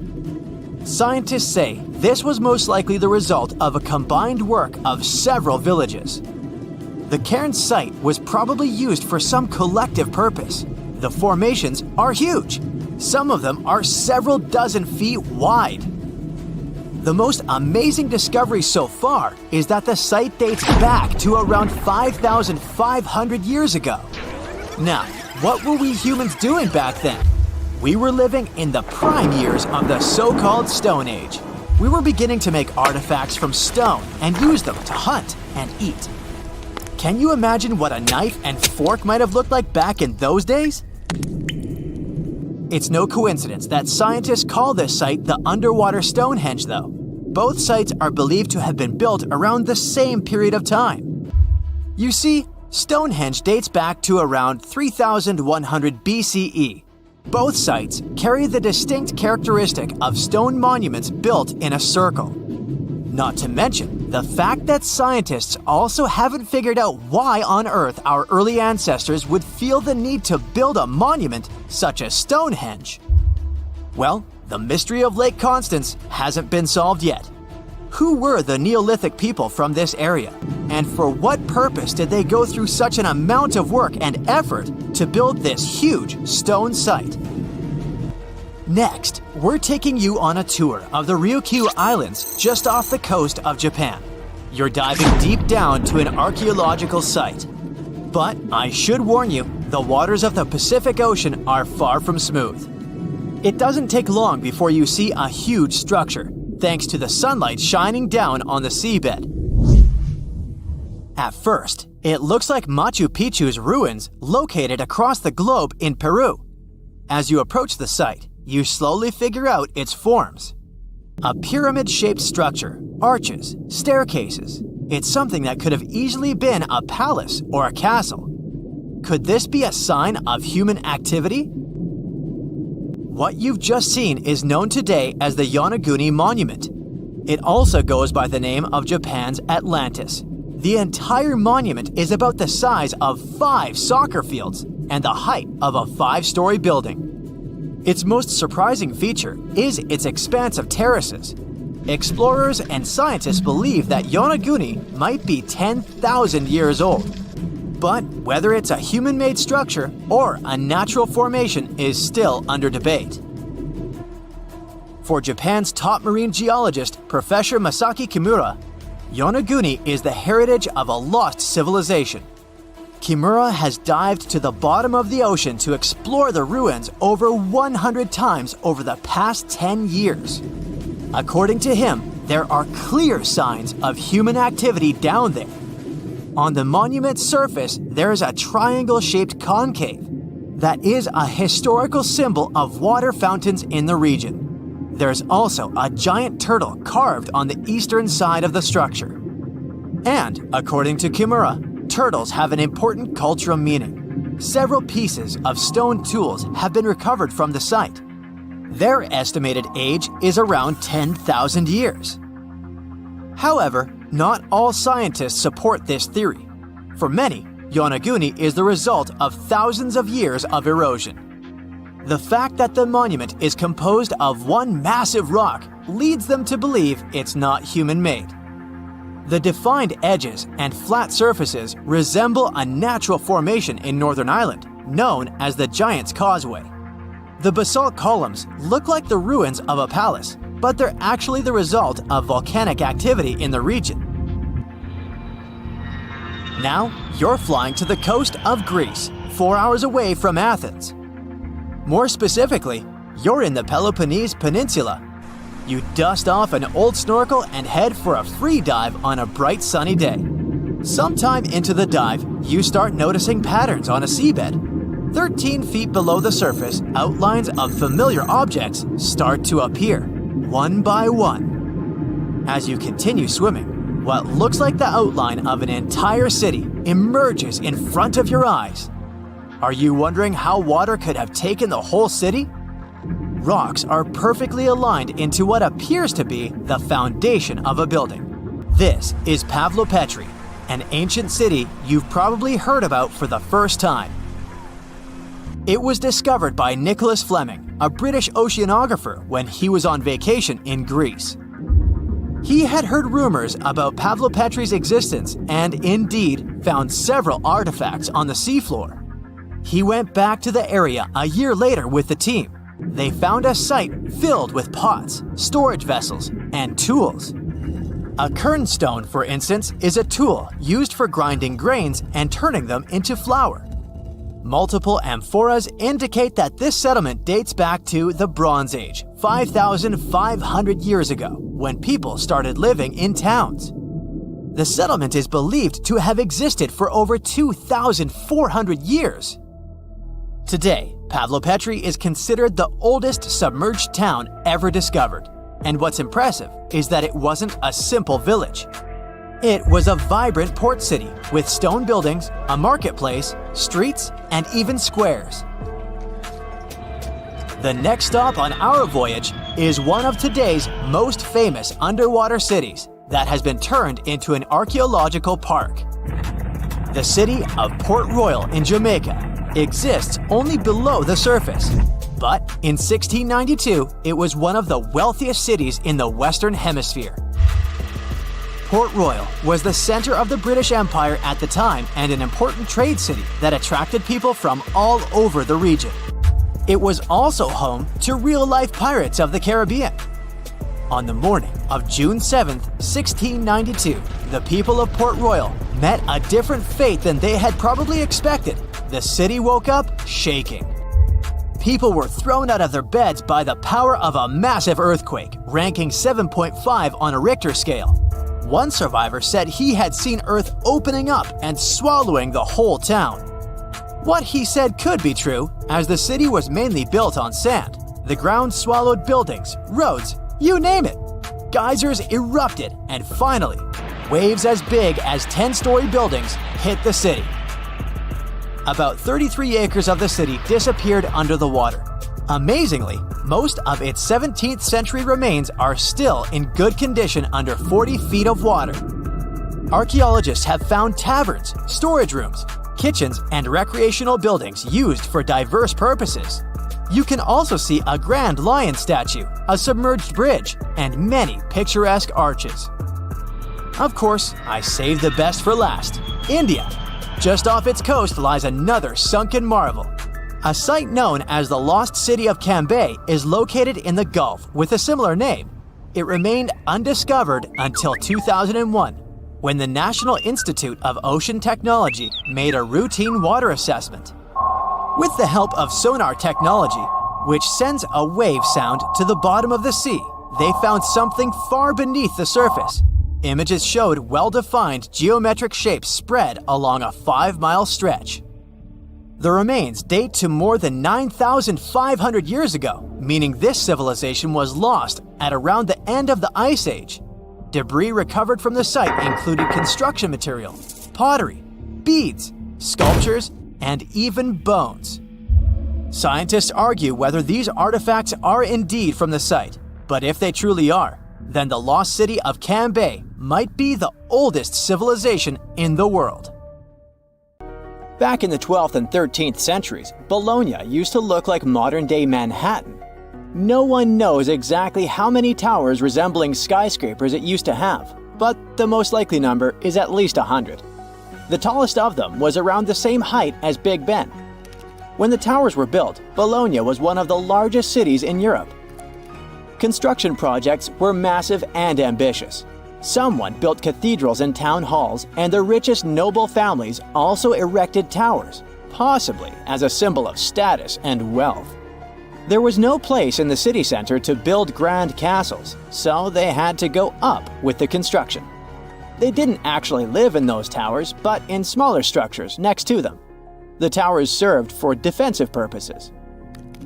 It took between 3 and 10 years of work to build one tower, and it was a really tedious process. Each of them had a steady foundation deep underground and a base made of big blocks of selenite stone.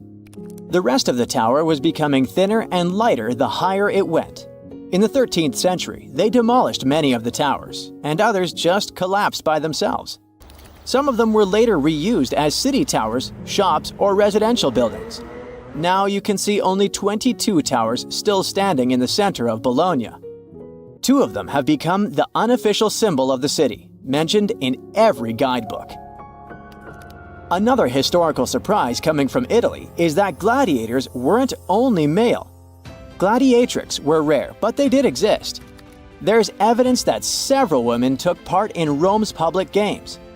In ancient texts, these women were often called ludia, or mulieres, but not ladies. Some scholars think it means that it was mostly lower-class women in the arena. The term gladiatrix wasn't used in ancient times. It was first coined in the 1800s. Women who chose to become gladiators seemed to do so for independence, fame, financial rewards, and probably debt remission. They were most likely honored like male gladiators. All this was a bit tricky to accept in Roman society at that time, and women's roles in it. At the beginning of the current era, the Roman Senate passed a law prohibiting free-born women under 20 from taking part in arena games. Emperor Septimus Severus banned all women from the arena in the year 200 of the current era. He was probably afraid that women might want to compete in the Olympic Games. It would seriously mess up the existing social order. Pineapples were once the equivalent of designer bags and watches today, a symbol of wealth and status in Britain.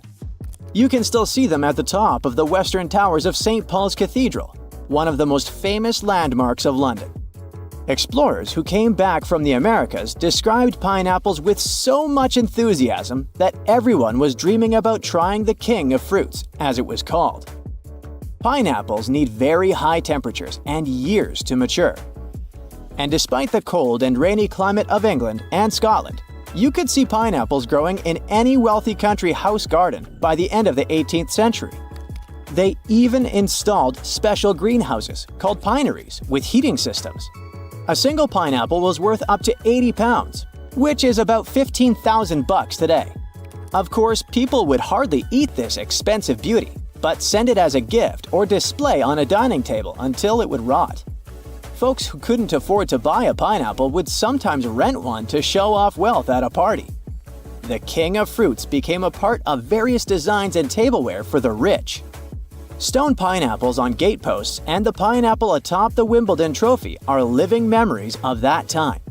Around 1820, there were so many pineapples imported from abroad that they started losing their luxury status. 100 million years ago, there were giant crocodiles living in the Sahara Desert.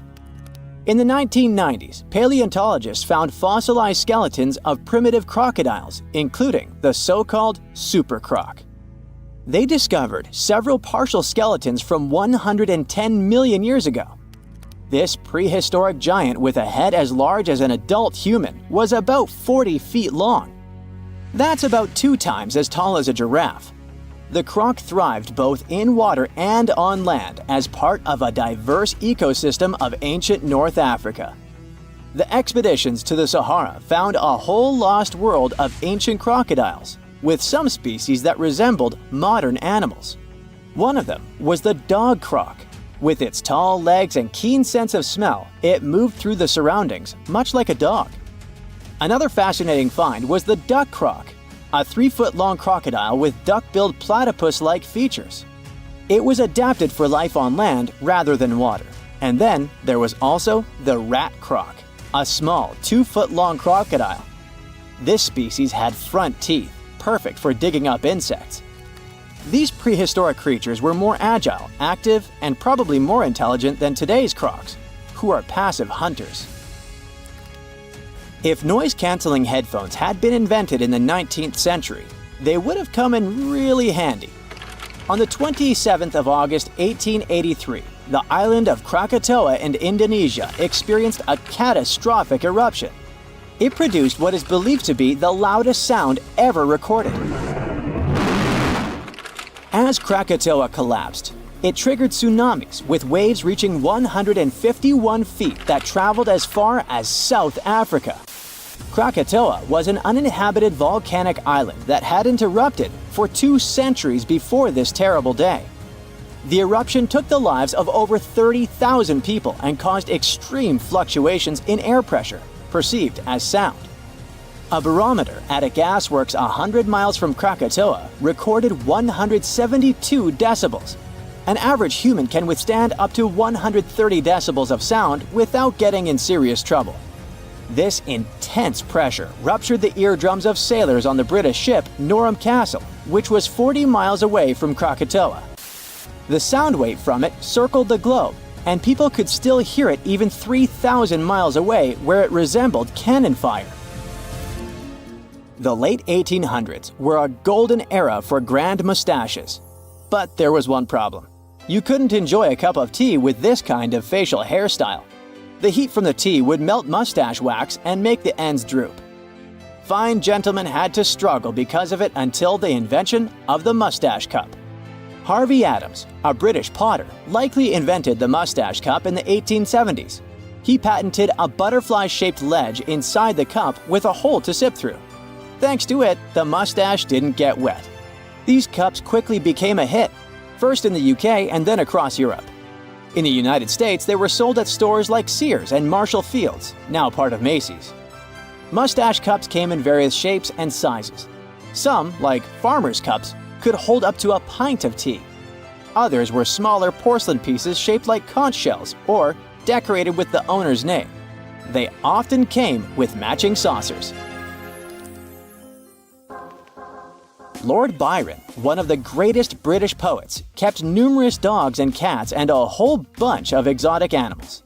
There was a monkey, a crocodile, a fox, peacocks, a bear, and several badgers. When Byron attended Trinity College, Cambridge, college rules prohibited keeping dogs on the grounds. He got really angry and decided to go around the rules. Byron brought a tame bear as his pet. The college authorities argued with him, but since the statutes did not specifically mention bears, they had no legal grounds to remove either the bear or its owner. Byron walked the bear on a chain, talked to it, and even considered applying for the bear to become a student at the college. We still don't know how and where Byron got the bear, but when he left Cambridge, he took the bear with him to his estate in London. You've just reached your perfect spot on a deserted beach. It's so quiet here that you start to doze off. But as you open your eyes, you are shocked. Wait a minute, is that an actual house that's just been washed up on the shore? It may sound like the beginning of a sci-fi novel, but not if you live near this beach in El Salvador. There's a mysteriously abandoned house there that looks as if it's just been washed ashore. How did this villa end up there? How long has it been here without anyone noticing it? This mysterious construction is 46 miles south of El Salvador's capital, San Salvador. Locals say the building used to be a hotel called Puerto Ventura. At the time it was built, its main attraction was the fact that it was really close to the sea. Unfortunately, the engineering behind it wasn't well planned out, all because locals didn't need any official permission to start the construction. The hotel was too close to the water and dangerously exposed to the elements. The Roman-style villa is now a mere 50 feet from the edge of the sea when the tide is low. It can only be accessed in the morning because later, the tides fill the first floor with salt water. What's now left of the hotel looks like the ruins of a two-story house. The front part is very impressive, with Roman-type pillars. It also has wide windows on the second floor. You can still see parts of the iron structures and remains of what used to be the gateway to the second floor. There are some bleachers at the top of the building. They're sometimes used by tourists. More and more people are now browsing the area, taking photos, even though the building is obviously not safe for climbing. There's little information on how long it's been sitting in its current location, but some locals say it's been there for at least 20 years. It had remained a local secret for years before it was discovered by a TikTok user in 2021. But that doesn't answer the question, how did the hotel end up in another location altogether? This is where things become a little fuzzy.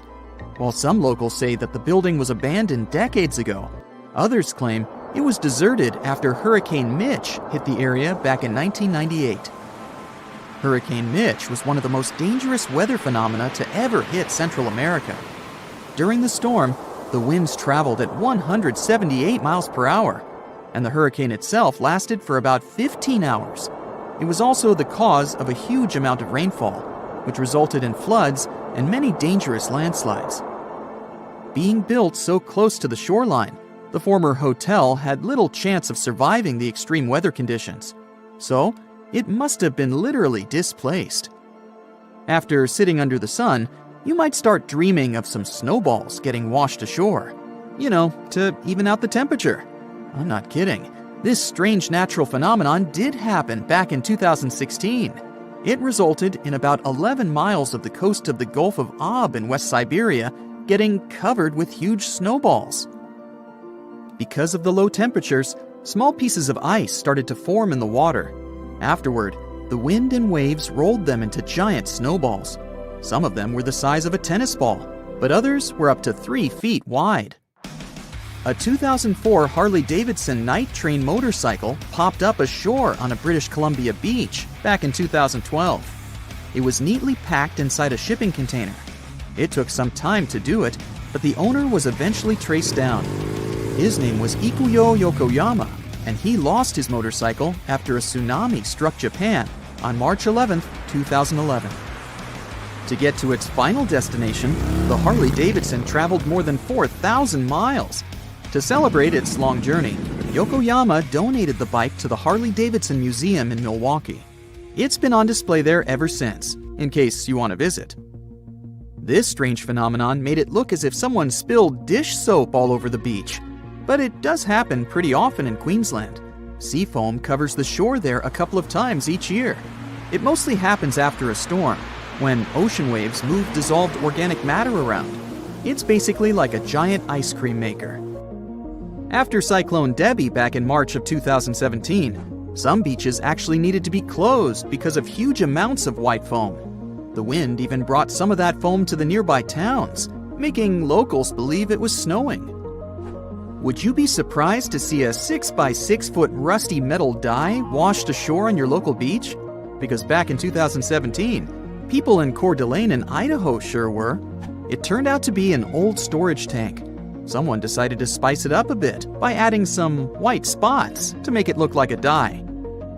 In 1992, thousands of rubber duckies got stranded at sea after a large container ship that was transporting them was hit by a wave.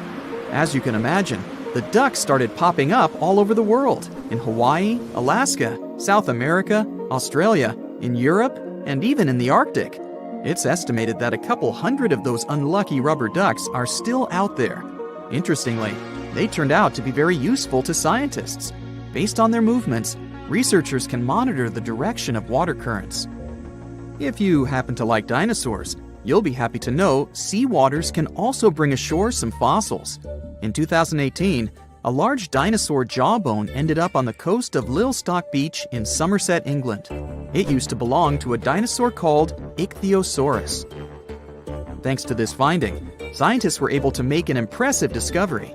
Before, they thought the Ichthyosaurus could reach a maximum length of about 69 feet. But after they studied the jawbone, they ended up recalculating the creature's size. They concluded that the Ichthyosaurus could grow up to 85 feet. The Megalodon was the largest predator in our planet's history. It lived almost all over the globe, except near the poles. How do we know that? Because Megalodon teeth keep appearing on beaches every now and then. One staggering Megalodon tooth, which was way over 20 inches long, was discovered in a river in Croatia. Since these creatures have been extinct for about 3 million years, their teeth are highly prized by fossil hunters. A giant Lego man that washed ashore is something I never thought I'd hear about. And it turns out it didn't happen just once. There were 4 of these giant Lego men in total, each around 8 feet tall. One was found in England and one in the Netherlands, while the other 2 popped up in Florida and California. It was surely not a coincidence, and after some research, people found out that a Dutch artist was behind this. Ego Leonard started this project as a personal statement campaign. A short film was even made about this, and it was called No Real Than You Are. This sentence was written on each of the 4 Lego men put to sea. A bundle of over 50 letters was washed ashore in New Jersey on a beach in Atlantic Highlands back in 2012. It happened shortly after Hurricane Sandy had struck the area. A 14-year-old boy found the letters and gave them to his mom.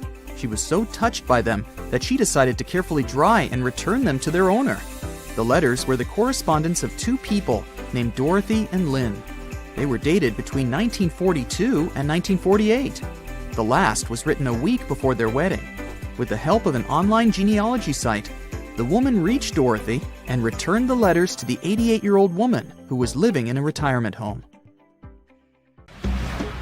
Before we get into the reason why and how there are pyramids all around the world, let's talk about some of the examples.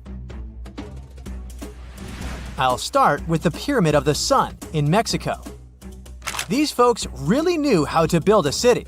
Their well-planned urban center spanned over 7 square miles and boasted several pyramids.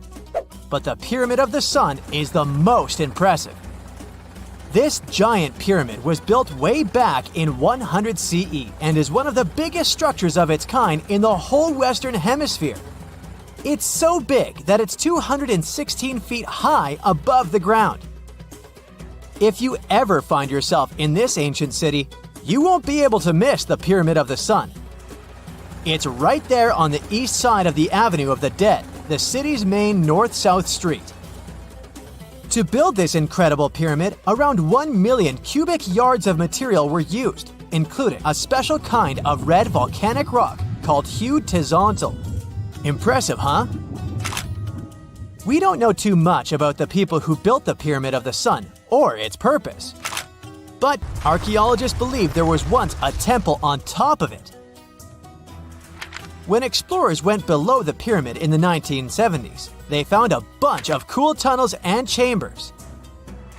In 2011, they even found a secret stash of clay pots, obsidian pieces, animal bones, human figurines, and a mask.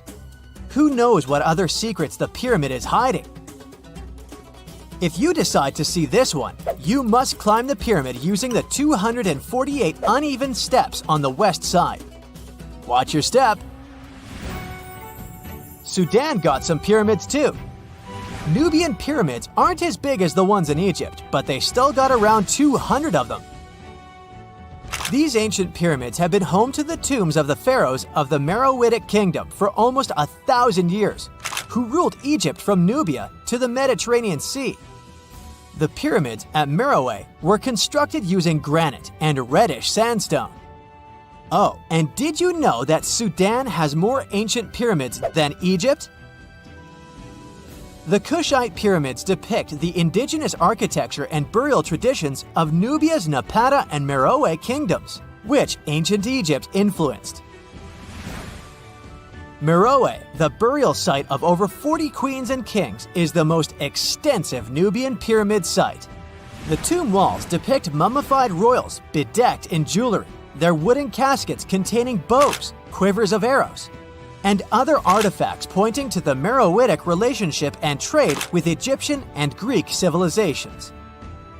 So if you're looking for some ancient tombs to explore, you may consider skipping the crowds in Egypt and heading on down to Sudan. Let's fly to Iraq to see some more pyramids. Ziggurats have fancy receding layers and tiered temples. Instead of a smooth exterior, it has tiers like a cake. Perfect for all the important work and rituals that went on inside. You can find these towering structures scattered throughout Iraq and Iran, and they're a real testament to the power and skills of the people who built them. One of the biggest and most impressive ziggurats is the ziggurat at Ur. It's basically a giant rectangular pyramid that stands a whopping 70 to 100 feet tall, with 3 levels of terraces and a temple on top. Can you imagine how many baked bricks it took to build that thing? Try 720,000 for just the lower portion. This particular ziggurat was built for Sumerian king Ur-Nammu. Similar to other ones, this pyramid has been around for thousands of years, so it got a little rough around the edges. Thankfully, the Babylonian king Nebuchadnezzar II and some archaeologists came to the rescue in the 6th and 20th centuries respectively, and now you can find this near Talil Air Base. The ziggurat at Ur was built in 2100 BCE by King Ur-Nammu for the moon deity Nana. It was the tallest building in the city, and you could see it from miles around. It was like the medieval cathedral spire of its day. People would come here to bring their agricultural surplus and get their food allotments and seek spiritual nourishment. Sadly, the Nana temple at the top of the ziggurat didn't survive, but we do have some blue glazed bricks that may have been part of its decoration. The lower parts of the ziggurat are pretty amazing though. The architects even included holes in the temple's baked exterior to let the water evaporate from its core. Since we explored some of the pyramids on our planet, let's take a broader perspective. They can be found in many parts of the world. Egypt has over 100 pyramids, double that number in Sudan, and dozens of others are scattered in the Middle East and China. The Americas have the most pyramids in total, with more pyramids than the rest of the world combined. These pyramids are located in Mexico, Guatemala, Honduras, and El Salvador. Time to know more about the evolution of pyramids through history. The oldest pyramid is in Egypt. This pyramid was a step pyramid, which was created by placing one layer of stone on top of another. The pharaoh Sneferu is credited with creating the pyramid shape we recognize today. During his 45-year reign, he built 3 pyramids. His first 2 attempts failed, but he finally got it right with the Red Pyramid, which is considered the first true pyramid. It was Sneferu's son, Khufu, who built the Great Pyramid of Giza, which was the tallest human-made structure on Earth for almost 4,000 years. Latin American pyramids are similar to early Egyptian step pyramids, but they were built independently, with no knowledge of each other. The pyramids in Sudan were built around 700 BCE and are tall but much narrower than those in Egypt. How in the world did all these civilizations build these things without even texting each other? After all, the Aztecs, Mayans, and ancient Egyptians were about as different as possible. But despite their cultural differences, they all seem to agree on one thing. Pyramids were pretty cool. Step pyramids are all around the world because they were the most feasible and stable way to build large and tall structures without access to lighter building materials like wood and metal. The triangular form with a square base is the best way to build a sturdy structure, and having a cube structure would require more material for less height. Now, when it comes to pyramid design, the Egyptian pyramids were like giant triangles with a square base, smooth sides, and a pointy top. On the other hand, the Aztecs and Mayans went for a tiered cake look, with steps leading up to a flat platform on top. So, while all these pyramids share the same basic shape, they have their own unique flair. Each group built its pyramids using different materials, techniques, and slope angles. So while they may have been inspired by each other's work occasionally, they were just doing their own thing. Egyptian pyramids had smooth, angled sides that were designed to help the pharaoh's soul ascend to heaven. The Pyramid of the Sun was built over a series of caves that served as a passageway for the deities. The Maya built the temple of Kukulkan in Chichen Itza to honor the deity Kukulkan, usually represented by a serpent. Nicknamed El Castillo, it has 91 steps on each side, plus a platform. That's 365 steps, one for each day of the Mayan calendar. Tell me, Brightsiders, how were pyramids built? To begin with, humans made them, not a foreign race from space that landed on Earth. You see, one thing that all pyramids have in common is that they were built without advanced tools or even the wheel. It took a lot of people to build them, including skilled laborers and architects. For example, it's estimated that 20,000 people built the Great Pyramid of Giza, and it's believed that most of them were skilled laborers. Building pyramids was a massive undertaking that required years of planning and effort. The Great Pyramid at Cholula, Mexico, took 600 years to complete. Stonehenge took approximately 20 million man-hours to build. For comparison, an average human doesn't live much over 700,000 hours. This is Jack, one of the first builders of Stonehenge. Let's say Jack lived to be 80 years old, which is extremely improbable, but it makes it easier for me to crunch the numbers, thanks. If Jack had spent his entire life, from age 0 to age 80, working on the Stonehenge project, it would have required approximately 28.5 generations of people doing the same thing to complete it. That's next to impossible. To make it more plausible, let's multiply that by 2. After all, Jack wouldn't want to dedicate his entire life to moving stones, and he didn't live to be that old. Thus, we arrive at around 57 generations needed to build Stonehenge. That's not enough room on the screen for me to introduce John, Jack's great-great-great-great, you get the drift, grandson. So it all began around 5,000 years ago with just a simple circular earthen bank and ditch.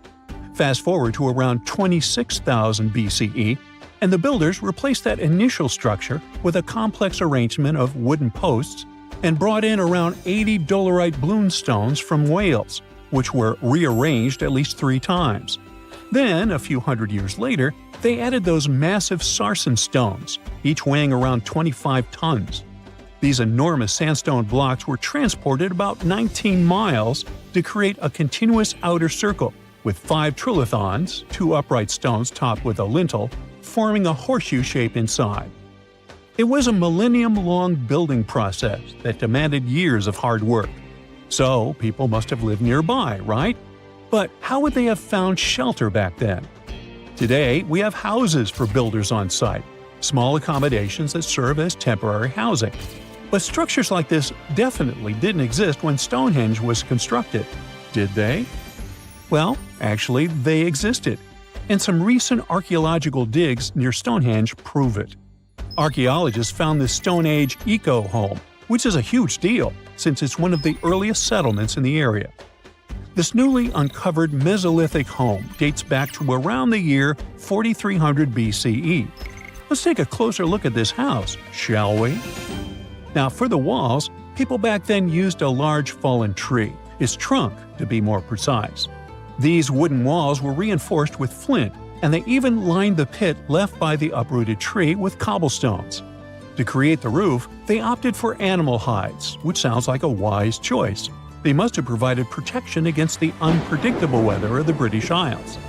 Now, you might be wondering, the weather in Britain is indeed unpredictable, and it has been that way since time immemorial. So, how did the builders manage throughout most of the year, particularly during the winter months? Well, the answer is simple. There was a hearth on site, which isn't surprising, but the system they employed was quite ingenious. A hearth inside the house would have posed too great a risk, yet bringing hot stones into the dwelling was perfectly safe. While they were hot, they couldn't ignite the building. So they used these stones from the hearth as a heat storage system to keep warm at night.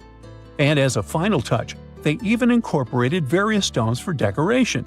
They didn't exactly get a Pinterest house, but it added a touch of elegance for sure. And if you think this discovery is merely about the houses, think again. It significantly changes our understanding of how people lived during that time. This discovery places them in an important prehistoric setting right at the start of the Neolithic area, sparking some interesting questions about whether these early folks could be related to the people who built Stonehenge. But there's a big worry. Experts are concerned that this significant find, along with other buried archaeological sites, could be at risk if the authorities go ahead with plans to build a tunnel to reroute the A303 away from the World Heritage Site. Sure thing the house the scientists found wasn't in perfect shape, and it lacked some crucial elements people use for living. Some of them decayed over time, while others were simply absent. So the scientists took 20 tons of chalk, 5,000 hazel rods, and 3 tons of straw, and used all this to recreate the 4,500-year-old design houses.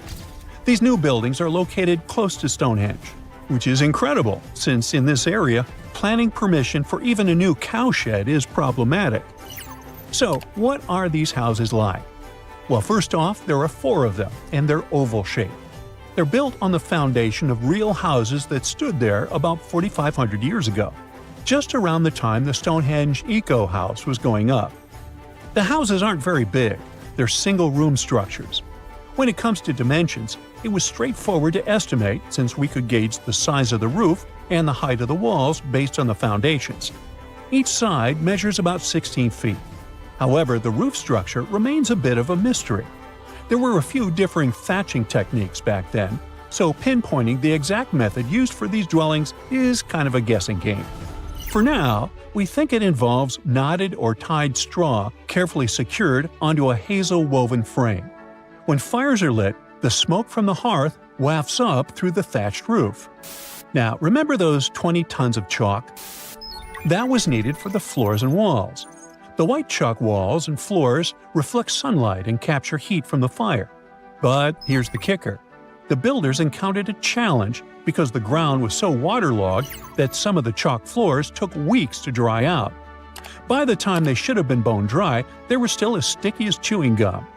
Now, it's safe to say people 4,500 years ago faced similar struggles, and we can really appreciate what they went through while building their homes. The final layer of daub was applied using rags, giving a smooth, almost shiny finish that looks surprisingly classy. The interiors are furnished with wooden and wicker beds and shelves, along with clay pots and jars, all centered around a cozy hearth. The spaces feel surprisingly roomy and are filled with light that streams in through the thatched roof, bouncing off those white walls. Plus, the woven furniture adds a nice touch of authenticity to the vibe. The fires have been lit, and the first meal, bread crafted from flour ground on a stone mill next to the hearth, has been prepared. Those who tried the bread were pleasantly surprised by its flavor, finding it quite tasty. Now, here comes the bummer. Those who recreated the houses did cheat a little. While the materials used were authentic, the tools weren't. They used cement mixers to mix the daub, wheelbarrows to transport the timber, and logs by the hearth were split with steel axes instead of stone ones.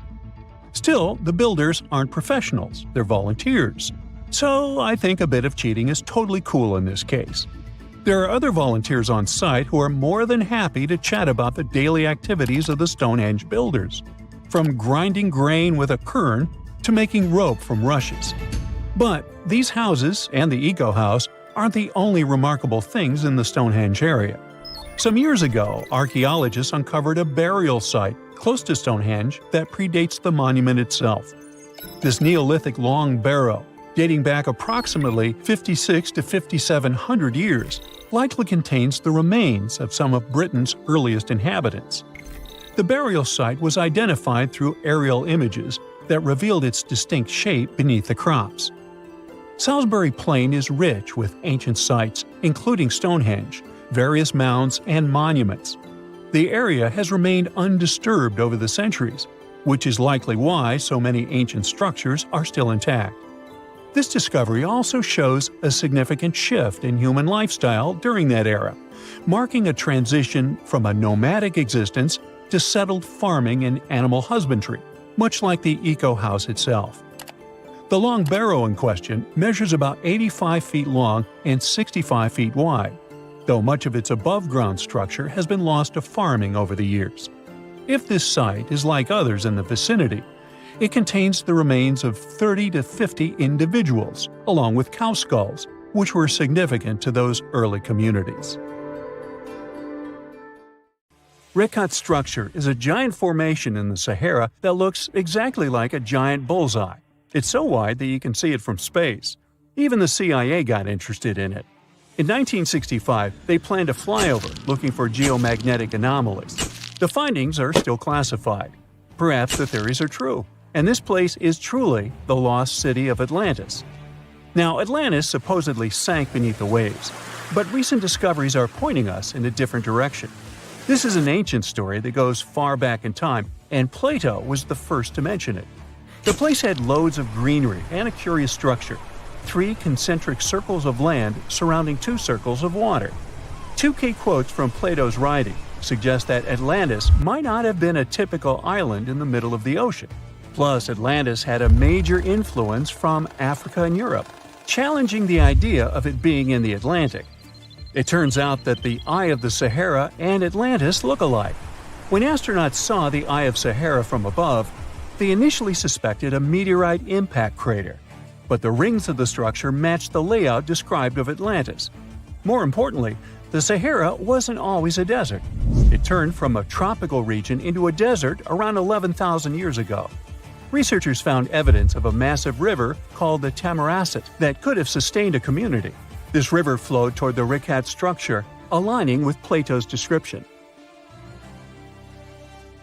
The Trans-Saharan Seaway ran through the Sahara 50 to 100 million years ago. The sea allegedly destroyed Atlantis around 11,500 years ago, likely due to a rapid rise in sea level caused by the end of the Ice Age. NASA's worldview imagery shows patterns consistent with this theory.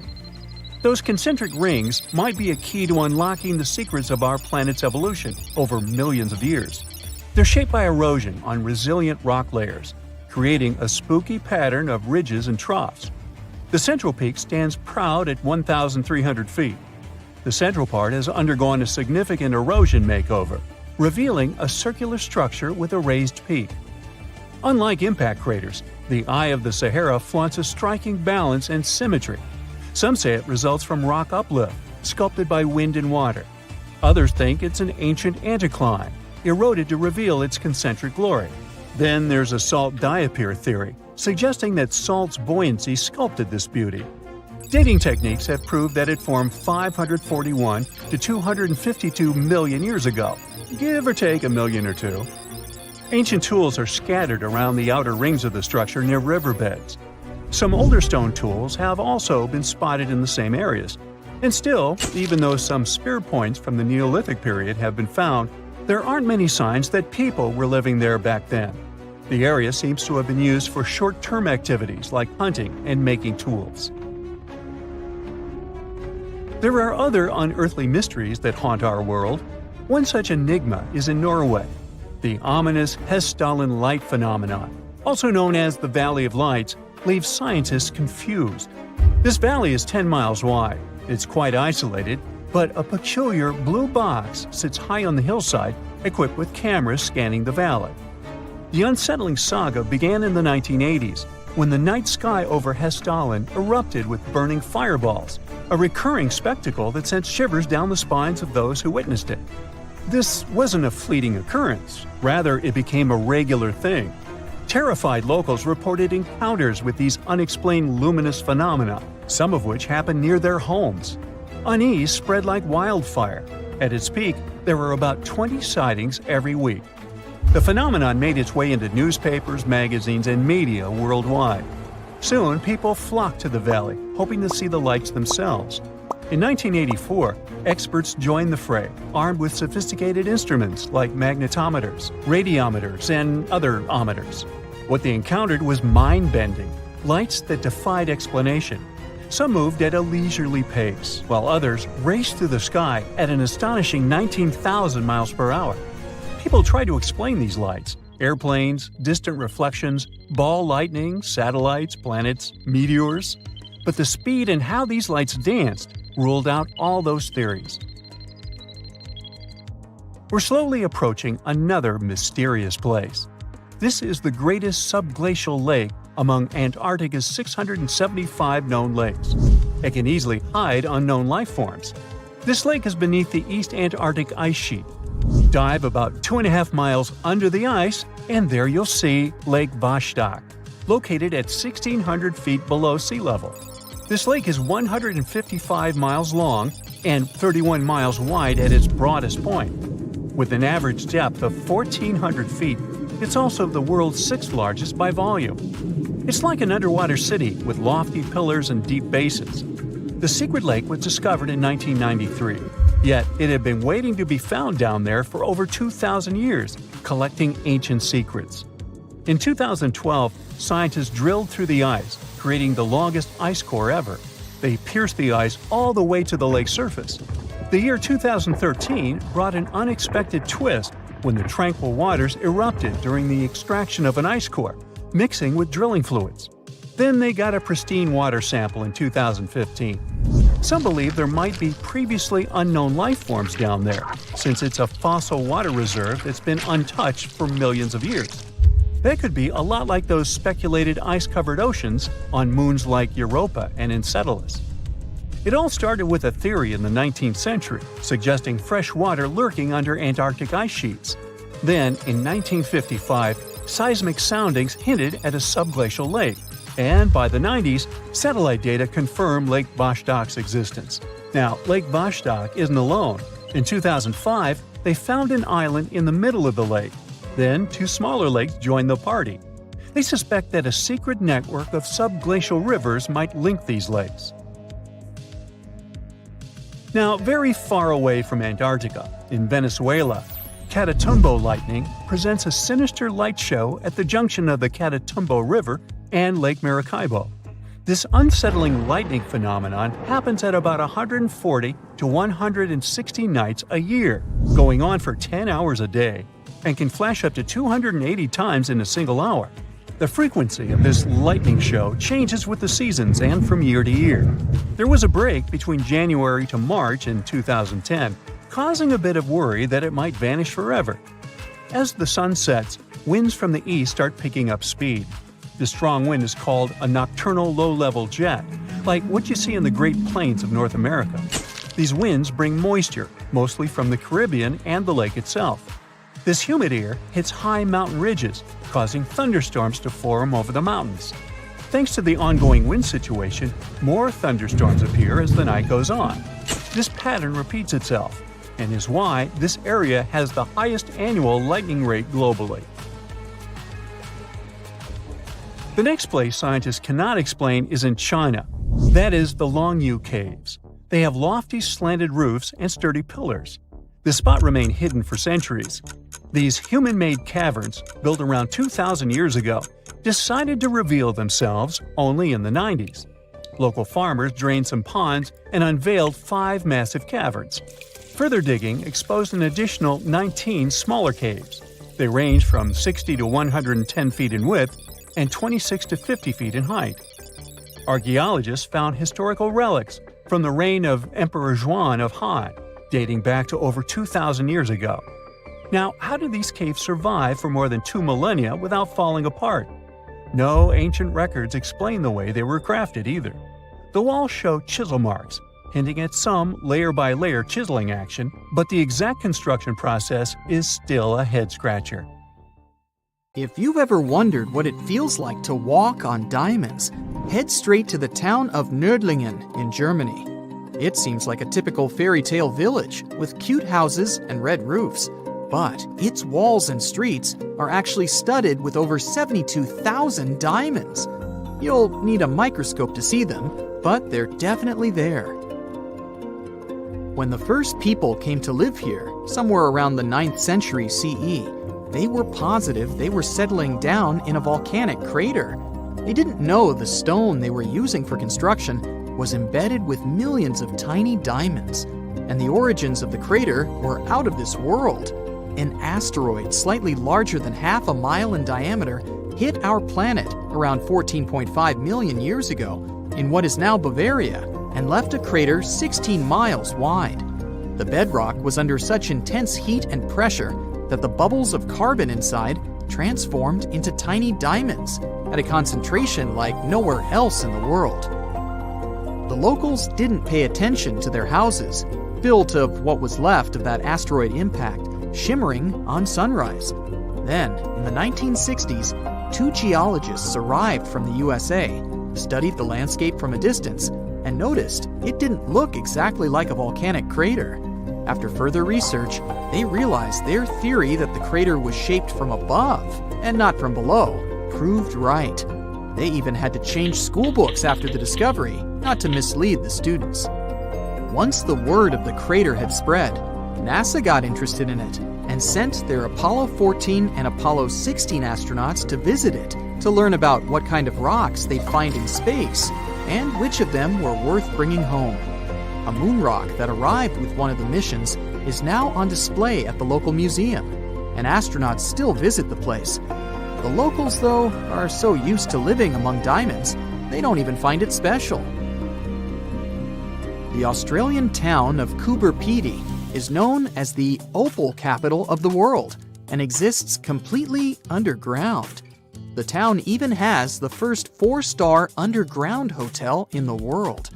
The reason people settled in this area was to work at an opal mine.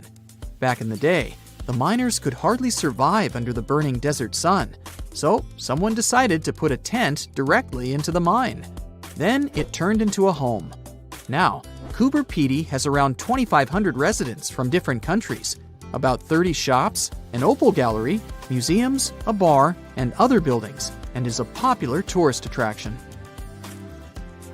The town of Monowi, Nebraska in the USA has a mayor, a clerk, a treasurer, a librarian, a tavern keeper, and a bartender. Yet, the population is officially just 1. Elsie Eiler has been doing all those jobs, paying taxes to herself and voting herself for mayor since 2004. Back in the 1930s, Monowi had a population of 150 people, grocery shops, and restaurants. When farming conditions got worse, people started leaving family by family until it went down to 1 person. If you feel like saving some money on house construction, look up some property in the Spanish town of Centenil de las Bodegas. 3,000 residents live under and into the sides of the Cadiz Mountains and use them as natural walls and ceilings. The first settlers moved in here back in prehistoric times. The rocks keep the houses cool in the summer and warm in the winter. Neft Dashlari in Azerbaijan was built as an oil platform in 1940, directly in the Caspian Sea. Once they discovered rich oil deposits, it started growing and is now made up of a network of platforms with around 5,000 people working and living here. The town has apartments, bridges, a library, a community center, and even a movie theater. The Japanese village of Nagoro has an unofficial second name, the Scarecrow Village. The last children were born here over 20 years ago. It officially has less than 50 residents, but it feels complete thanks to 350 life-size human dolls. When a local lady came back here in 2000 to look after her aging father, she saw the empty streets, shops, and schools. To change that, she and her friends started making cute dolls to replace the residents. The entire town of Whittier, Alaska, lives under one roof of a 14-story building of a former barracks. That's around 220 people who live here all year round, plus all the shops, a police station, a post office, a hospital, and a church. The locals are mostly working in commercial fishing, recreation, and tourism, or for the state ferry and railroad. The idea behind having everyone and everything in one place is to save money on heating in the always cold climate and let the people do all their business inside. This way, they don't have to face the unbearably strong winds.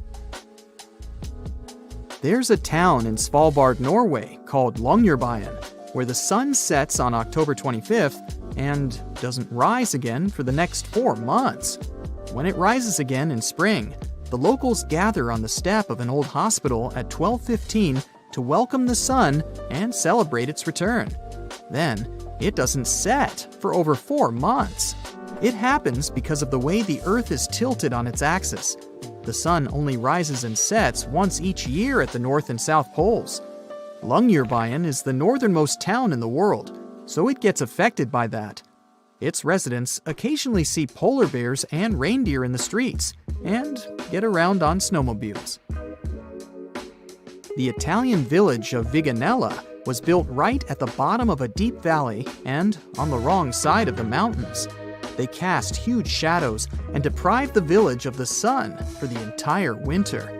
The locals used to live like that for centuries, until one engineer decided to build a large mirror high on the opposite slope of the mountain. It's operated by a computer and reflects light on the central square of Viganella for at least 6 hours a day during the darkest months. Santa Cruz del Islote in Colombia is one of the world's most crowded islands, with around 600 residents in a 2.5-acre area. Fishermen built this island on a coral platform over a century ago. They chose it because of its beautiful location and the absence of mosquitoes.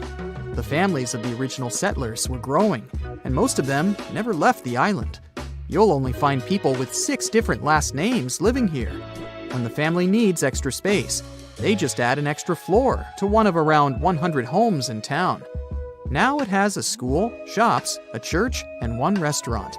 There is no traffic, since the streets aren't wide enough for cars or trucks, and the distances are perfectly walkable. No one on the island locks their doors, because everyone knows each other, and there hasn't been a single crime. Another place where people don't lock their doors is the Shani Shingnapur village in India. In fact, local homes and even shops don't have front doors, keys, and locks, but locals never feel unsafe. Residents believe their village is under the protection of Lord Shani, who will punish anyone who tries to steal something. A legend says that around 300 years ago, after heavy rain and flooding, the locals found a huge rock. The same night, Lord Shani appeared in the dreams of the village head and promised to protect the village if they kept the rock in the village unsheltered. The deity would live on the rock and oversee the village. Once the first bank opened in the village, they added a glass entrance and a barely visible electromagnetic lock with a remote control to respect the tradition. If you're looking for the most relaxed place in the world, check out the Villages in Florida.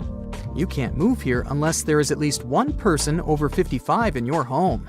And you'd have to leave behind any family members under 19. The most popular means of transportation in the villages is a golf cart. There are all sorts of free fun activities for the residents, so it's far from boring. I bet you've never heard of the legendary oasis of Zerzura. This ancient city is said to be hidden somewhere deep in the Sahara Desert, and its discovery could mean unimaginable riches and untold secrets. According to an anonymous 15th century Arabic guide, the key to unlocking the city lies in the beak of a bird carved on the city gate. Zerzura might not be as popular as Machu Picchu or the pyramids, but that just makes it more mysterious. Legend has it that Zerzura is built around this big oasis somewhere in the desert west of the Nile.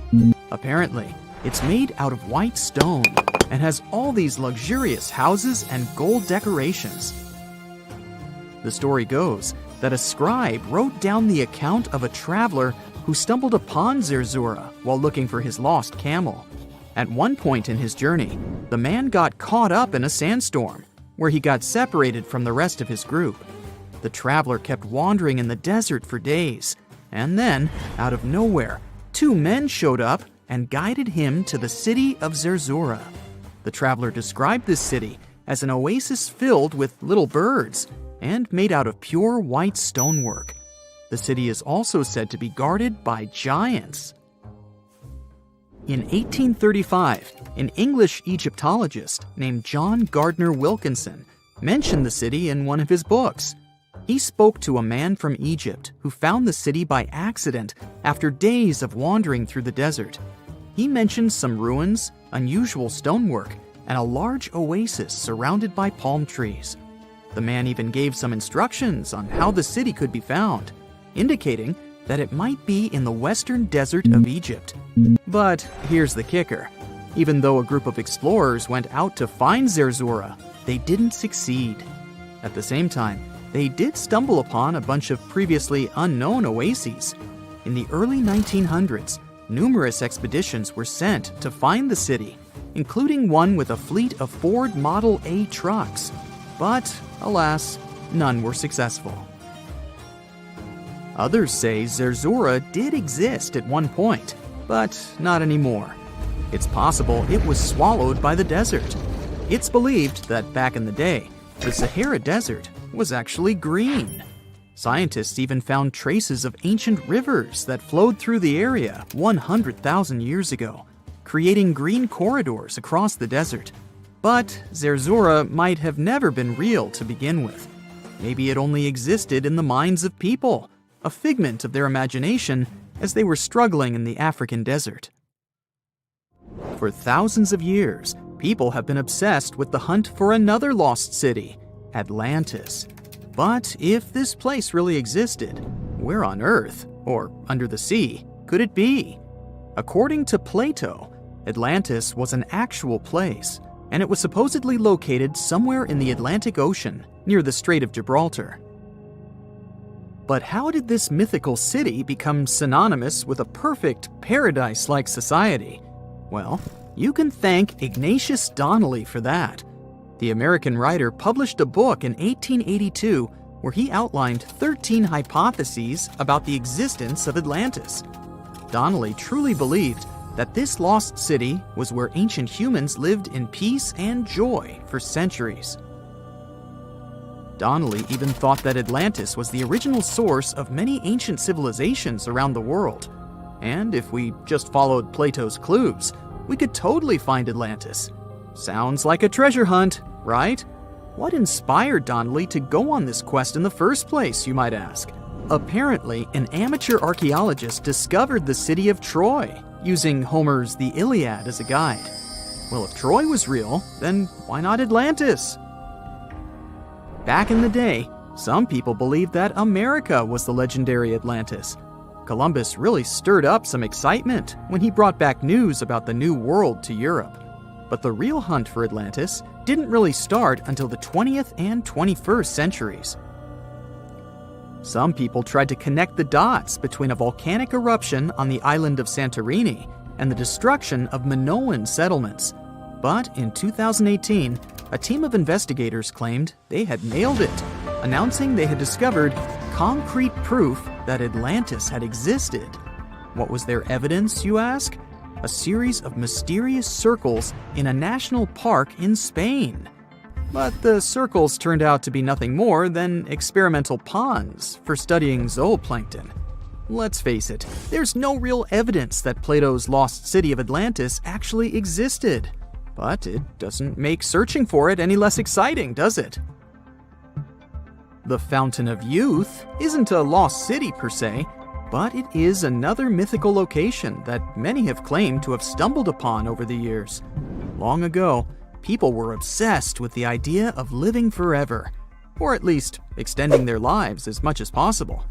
Each culture had its own wild story, like the Greeks talking about a magic fountain that let people live longer, or Alexander the Great finding a river of paradise that could heal the wounded. Japanese legends spoke of hot springs that could make you young again, while the Caribbean locals talked about the restorative powers of the water in one of their own mystical lands. Explorers searched far and wide for these magical waters, but nothing. Probably the most famous of all was the story of the Spanish explorer Juan Ponce de Leon, who thought he'd found it in Florida. Now, Ponce de Leon was quite a character. He sailed with Columbus and became an important figure in the area now known as the Dominican Republic. He found gold in Puerto Rico and even became the island's administrator. But when the ruler of Spain decided to replace him in his duties, he got upset and decided to explore Florida, looking for gold and the elusive Fountain of Youth. He explored the Bahamas, but sadly, he didn't find any gold or magic water. He did, however, make his way to Florida. He explored the coast and even discovered the Gulf Stream. Unfortunately, his last expedition didn't go well, and he was wounded. But the legend of him searching for the Fountain of Youth lived on. Even though historians don't think he was really looking for the Fountain of Youth, thousands of people visit the Fountain of Youth Archaeological Park every year to try the sulfur-smelling water. It's the oldest attraction in Florida, which has been around since the 17th century.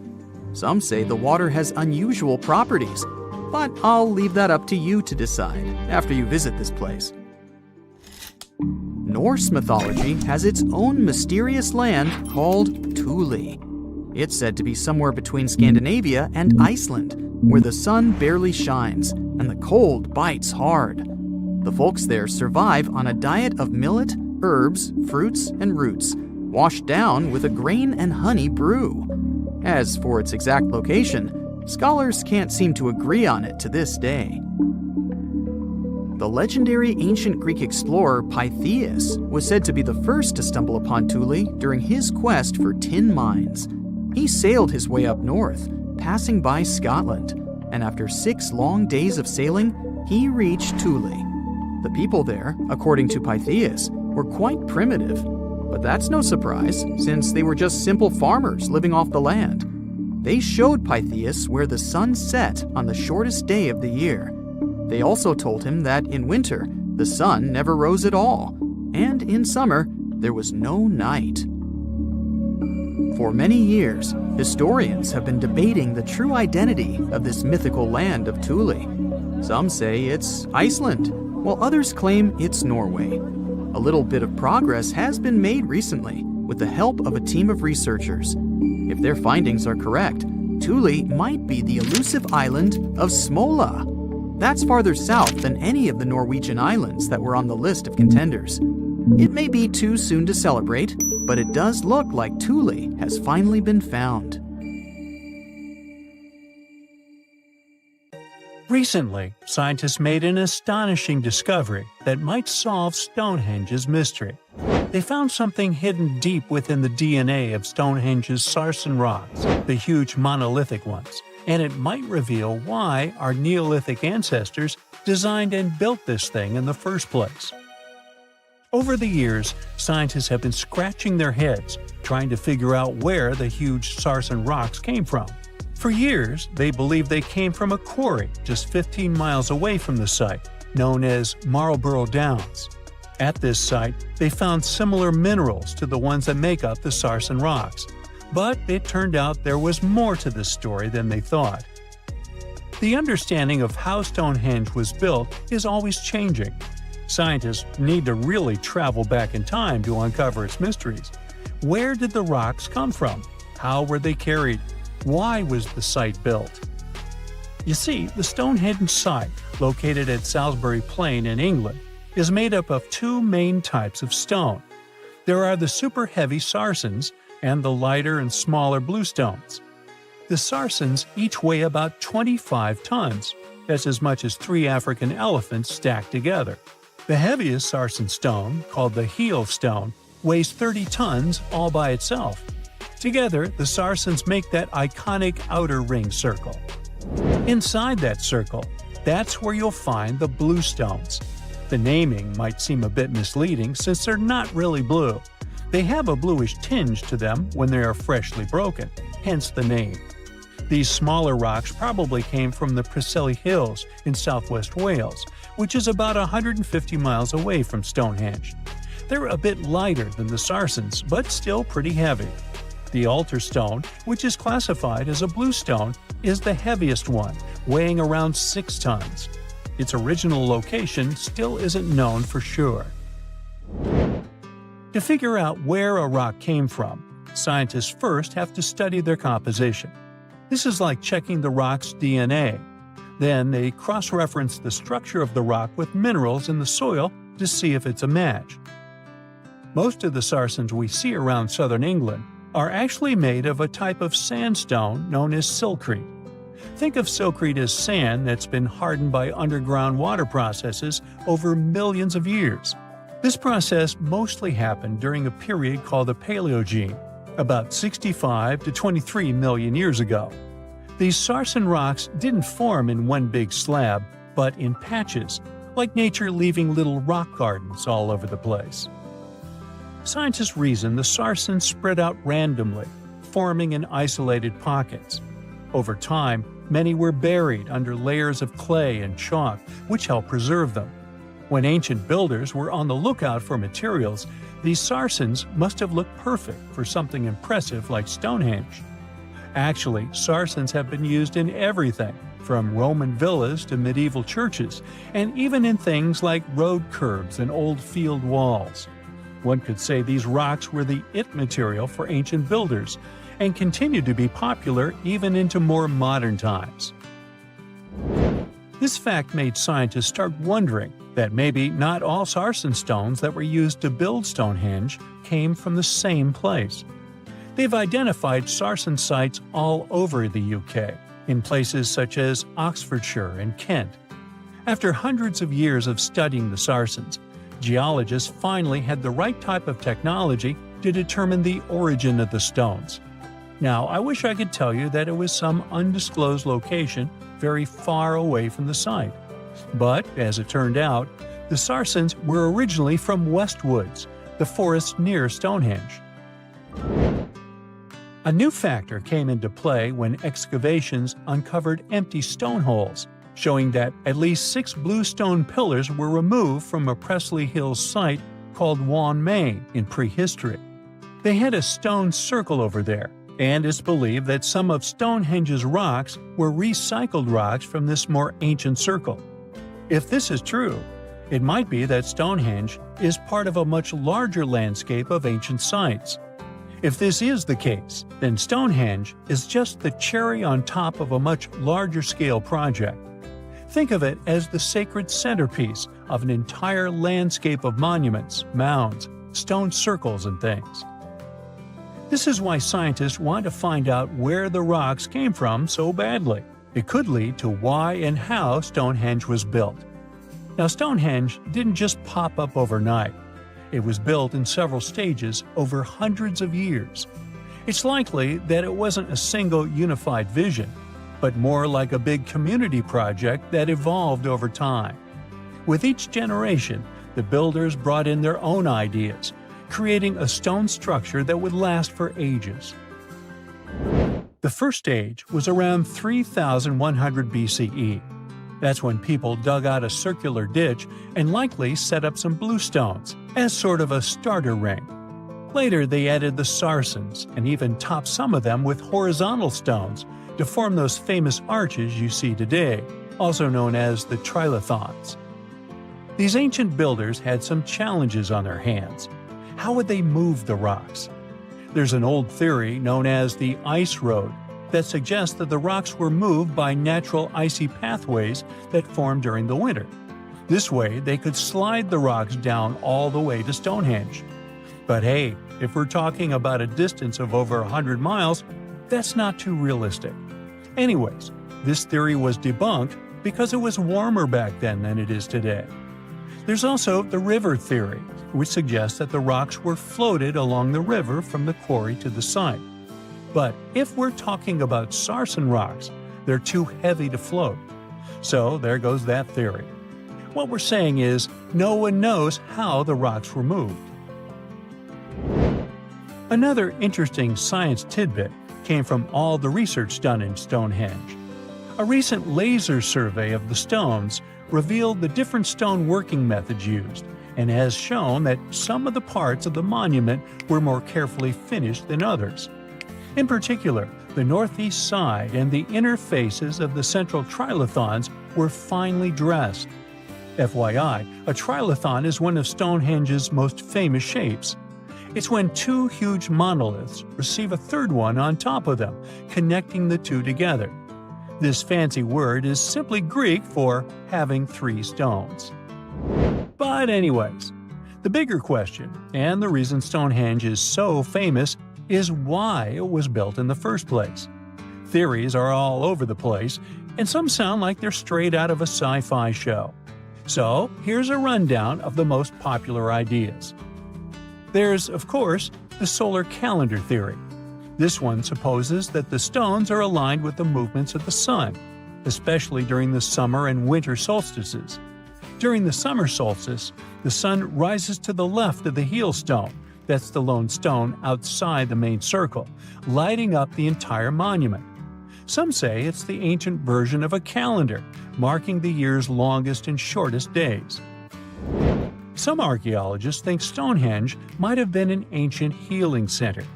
Pieces of bluestone have been found chipped away, possibly by people who believed they had healing powers. The theory goes that people traveled from all over to come to Stonehenge in hopes of a cure for whatever was ailing them. There's also some speculation that Stonehenge was the place to be. Think of it as an ancient gathering spot. Some evidence suggests that communities from distant areas traveled to Stonehenge for gatherings, feasts, and ceremonies. Studies of bones found near the site show they came from all over Britain, making it a sort of prehistoric meetup location. 1,000 years ago, near modern-day St. Louis, Missouri, there was a vibrant, bustling city called Cahokia. It was a Native American city, the largest and most influential one in Mississippian culture. At its peak, around 1050 BCE, Cahokia was home to as many as 30,000 people, making it larger than Paris at the time. But what's interesting is that Cahokia didn't have any big marketplace. Usually trade was the backbone of any big city, yet this one stood out for archaeologists. That's because Cahokia wasn't about commerce. It was about culture, community, and parties. The people who lived there threw massive parties that would last for days. The city's grandest feature was its 50-acre plaza, surrounded by amazing earthen pyramids. This massive space could hold over 10,000 people. Imagine them all gathering there for festivities, dancing, drinking coffees and teas, feasting on deer, and betting on sports. The events were super lively. Cahokians would wear awesome costumes, style their hair in interesting ways, and decorate their bodies with tattoos. Athletes were playing a game called Chunky, where they hurled spears at a rolling stone disc, competing to get as close as possible. The roar of the crowd filled the air, and performers showed off their skills. These celebrations were so wild, they left traces in history. After the parties ended, Cahokians cleaned up by tossing leftovers into pits. Archaeologists have uncovered these waste pits, and they were filled with food remains and pottery. One pit alone contained the remains of 2,000 deer, and that's from a single event. They also found traces of yaupon holly, a caffeinated plant that was traded from hundreds of miles away. This just shows how much effort and thought Cahokians put in their celebrations. Would you like to live in a city like this? But aside from all the fun and games, Cahokia was also deeply complex and spiritual. The city was built on a landscape that mixed dry land with swampy patches. Many people believe that this symbolized the connection between the world of the living and the dead. The people of Cahokia saw their city as a bridge between these two realms, They built earthen mounds, both for ceremonies and rituals, and as construction support. These mounds rose from the swampy areas. Meanwhile, people settled in the drier spots. Elevated pathways connected these neighborhoods, creating a physical link between life and death. Isn't it sad that some ancient metropolises that rival modern cities in scale just disappeared? Cahokia's story came to a quiet end around 1350 CE, when the city was abandoned, all due to changes in environments and weather, floods, and other problems. But the influence of Cahokia was so big, it spread to distant places. Some of their traditions, like Chunky and Yaupon tea, have survived in native communities to this day. Today, Cahokia is a UNESCO World Heritage Site, and it's not the only megacity we lost. About 5,000 years ago, people in the Indus Valley built some of the world's first cities. Mohenjo Daro was an ancient city in what is now Pakistan. The city was built around 2500 BCE, and back then, it was a thriving hub of the Indus civilization. Sure, it was much smaller than modern cities, but it was quite huge at the time, around 40,000 inhabitants. It looks like the locals were crazily strict and disciplined people. The city's planning and organization were incredible. It was laid out in a grid pattern. Streets and important buildings aligned along the north-south axis, probably to match the movement of the sun and moon. They also built one of the most advanced systems for water and waste management of their time. The city had about 700 wells. Nearly every house had its own. Most homes also had private bathrooms with drainages and even underground sewers. This shows how skilled these people were at staying clean. And with all this discipline, it looks like there were no kings, queens, or even a central government. They could still have some authority, like local elites or elected officials, just not a classic strict monarchy or religion. Instead, people there cared about simplicity and order. They basically managed themselves, having standardized ways of doing things, from the way tools and potteries were made to how they traded. Which is why, unlike many other cities, Mohenjo Daro didn't have grand palaces, temples, or monuments. Instead, they had public areas known as citadels. People gathered at citadels for rituals, meetings, and storage of grain. And it seems like this way of life worked perfectly. Scientists found some seals and weights, which means the economy was well regulated. Archaeologists found some intricate artifacts like ivory, lapis lazuli, carnelian beads, and gold jewelry. Another famous find is the small bronze statue known as the Dancing Girl, which was discovered in 1926. Mohenjo Daro wasn't poor at all. And they also pulled off some awesome buildings. Staying clean was clearly way more important to them than displays of wealth or power. So they created the Great Bath, one of the most famous structures in the city. It's a large, watertight pool built with baked bricks, perched on a mound of earth, being almost a religious place, the closest thing they had to a temple. Meanwhile, the city itself was built on a series of mounds. They grew taller over the centuries as people added new houses and structures. Why did the city fail? No one really knows.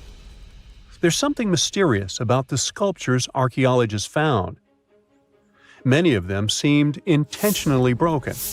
This means the city's later inhabitants, maybe invaders or something, destroyed them for some reason.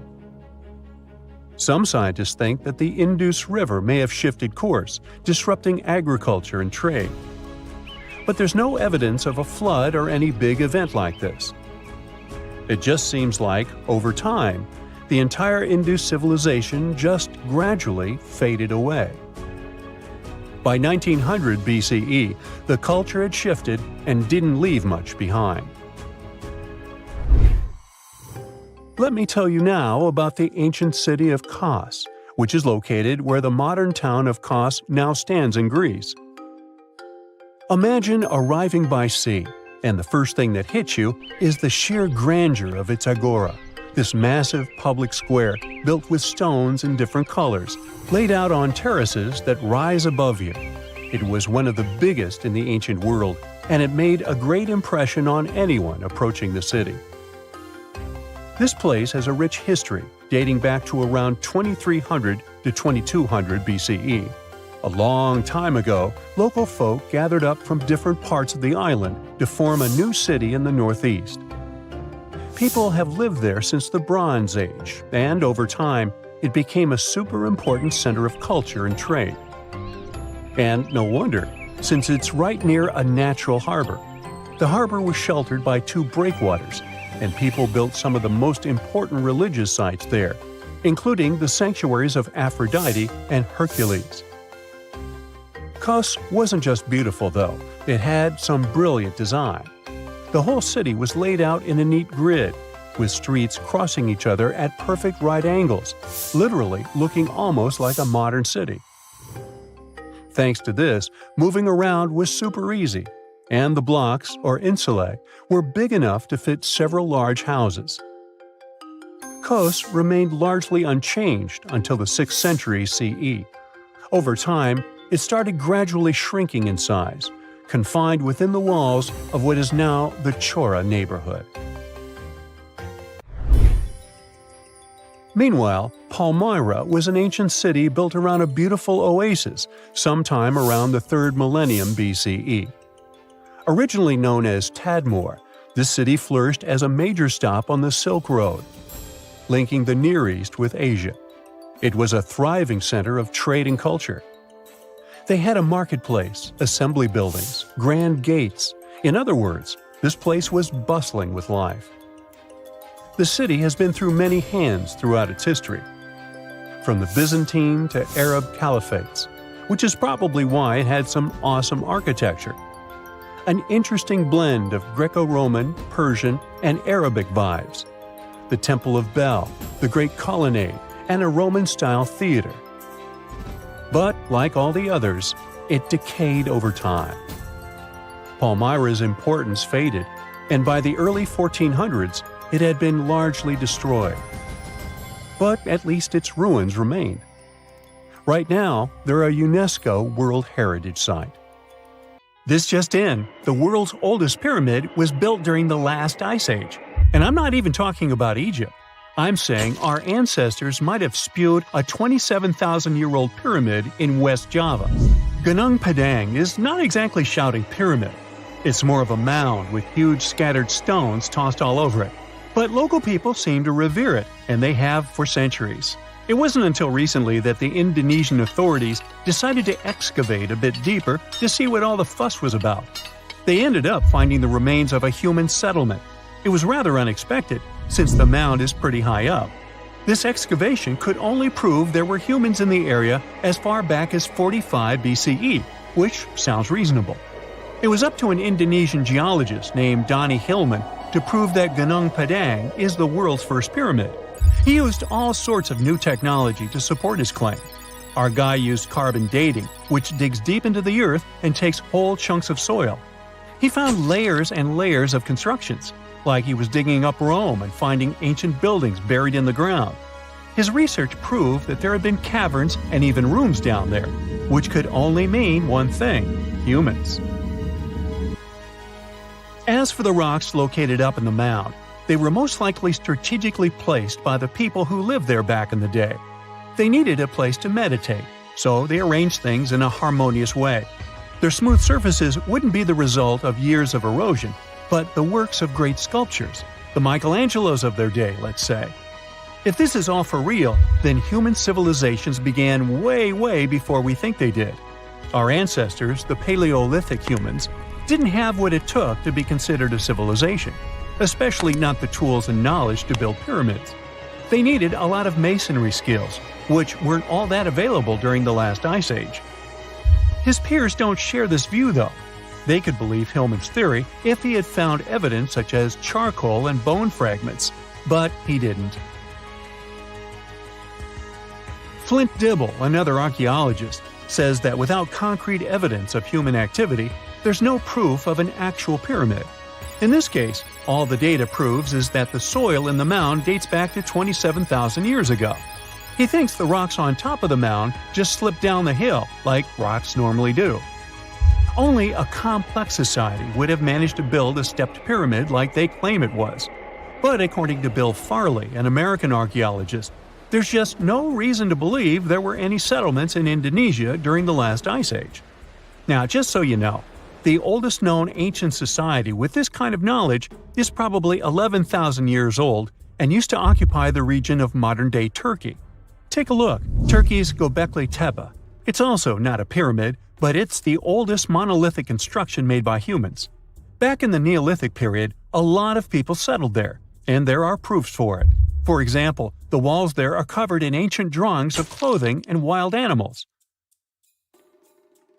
Until recently, the title of the world's oldest pyramid went to a three-sided construction known as the Djoser Pyramid in Egypt.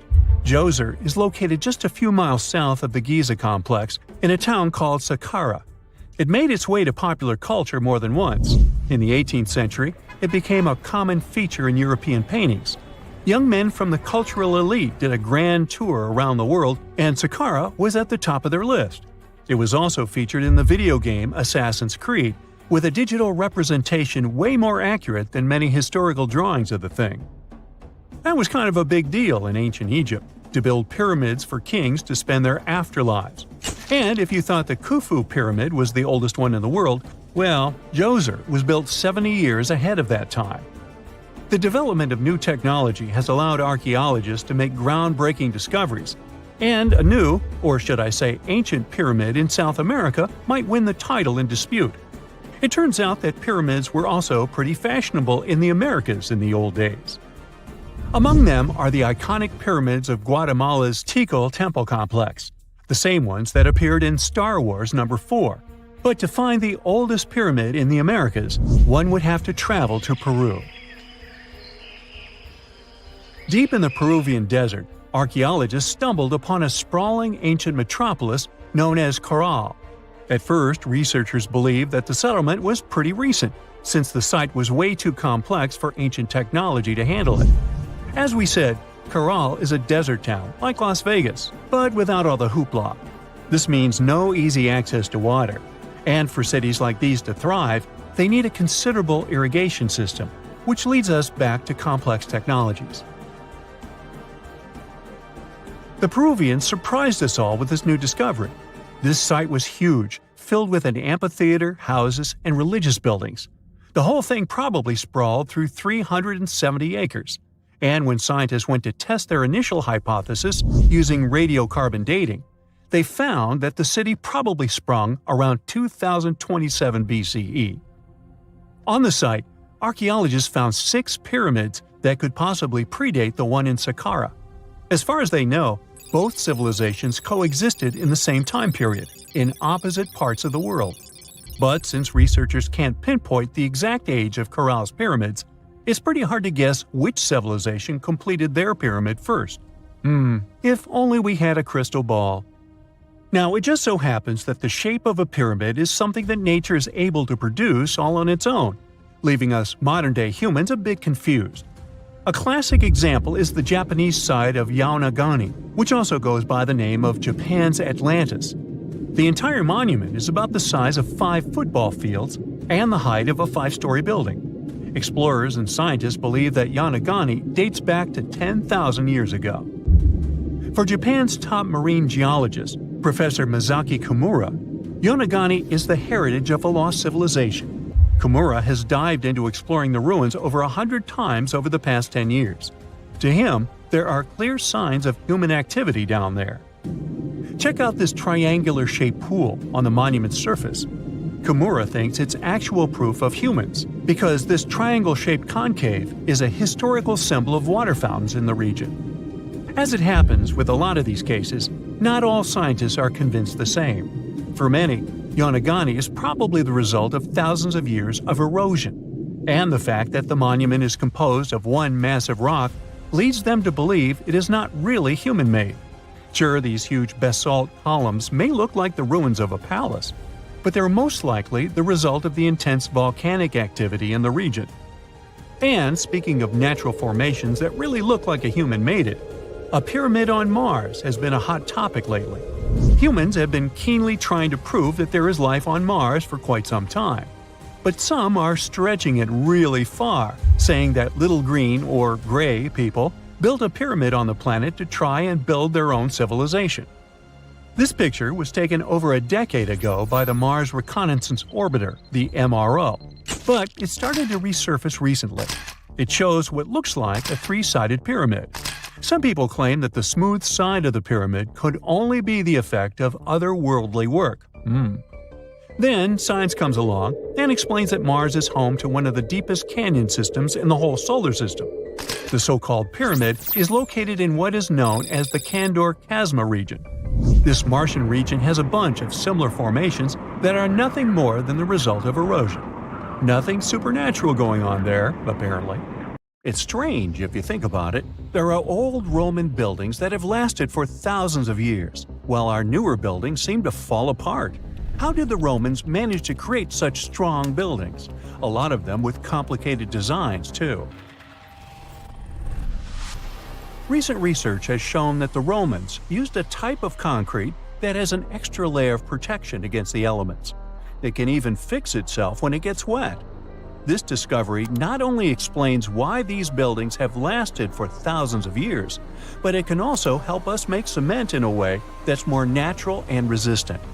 A recent study shows that Romans used volcanic ash in their concrete mix to make it stronger, especially when it was near the ocean, where the air is naturally more humid and could naturally cause more damage. These days, we make concrete out of sand, rocks, water, and a special kind of cement called Portland cement. This cement itself is made by cooking limestone, clay, and other substances in very hot ovens that reach over 1400 degrees Fahrenheit. Sure, it creates a well-blended mixture, but it cracks easily, and sometimes it only lasts a few decades. There's one more interesting feature of this amazing Roman concrete. It has small white bits of calcium called lime clasts that stay inside the concrete and do not disappear over time. At first, it may not seem that attractive because it's not as smooth as the concrete we use today. And for many years, specialists used to think that having small pieces of lime in concrete was a bad thing because they thought it made buildings less resistant. But researchers found out that these tiny pieces actually help the concrete fix itself. I wish I could fix myself that easily. They discovered that when the concrete got cracks, it seemed to magically fill them with a substance called calcium carbonate found in the lime clasts. The Romans made their concrete by mixing sand, volcanic ash, and burned limestone together and adding water. This is called hot mixing. When the water and lime mix together, they have a chemical reaction that makes the mixture get very hot, up to 200 degrees Fahrenheit. This also causes those tiny pieces of lime to form. Now, this concrete can get cracks, and when water, rain, or seawater gets in, it makes the calcium in the concrete dissolve. The calcium then sticks to the cracks and makes them close up, kind of like a scab. Of course, researchers had to test this method, and they made concrete as the Romans did. Shortly after, they cracked it here and there. They placed the cracked concrete under water, and after 1 to 3 weeks, the cracks were gone. Safe to say, this didn't happen with concrete made using modern methods. Now, the Romans didn't know the science behind making their concrete strong, but they found a good recipe by trying different things over a long time period. Ancient records show that they used this recipe to build strong structures, especially for ships, and continued to use it once they found it was successful. Now, not all Roman buildings made it to the 21st century in perfect condition. The Colosseum, for instance, one of the most famous Roman constructions in the world, used to be nearly twice as large as it is today. It sustained a lot of damage throughout the ages, reaching the form we've come to know today. Let's not forget, it's a pretty old building to begin with. Its construction started in the year 70 under Roman ruler Vespasian, who later started making motor scooters named after him. You know, Vespa. Nah, I made that up. Anyway, ever since it first opened, the Colosseum was home to a lot of activities and shows, featuring fearless gladiators and a large display of exotic animals, who got to mingle and did lunch together. Unfortunately, it all went downhill in 217, when a fire struck the upper parapets and much of the building's interiors. It took a whole century to finish up the repairs for the damages. Sadly, the initial shape of the Colosseum would be gone forever. A strong earthquake followed, and that didn't help either. This one took place in southern Italy in 443. At this point, a considerable portion of the Colosseum's outer ring was damaged. Soon enough, when locals encountered hardship, they had to rely on selling chunks of limestone from the ancient Colosseum to go by. Another earthquake came in 1349, which gave the Colosseum its most devastating blow. It's when the south side of the building collapsed completely.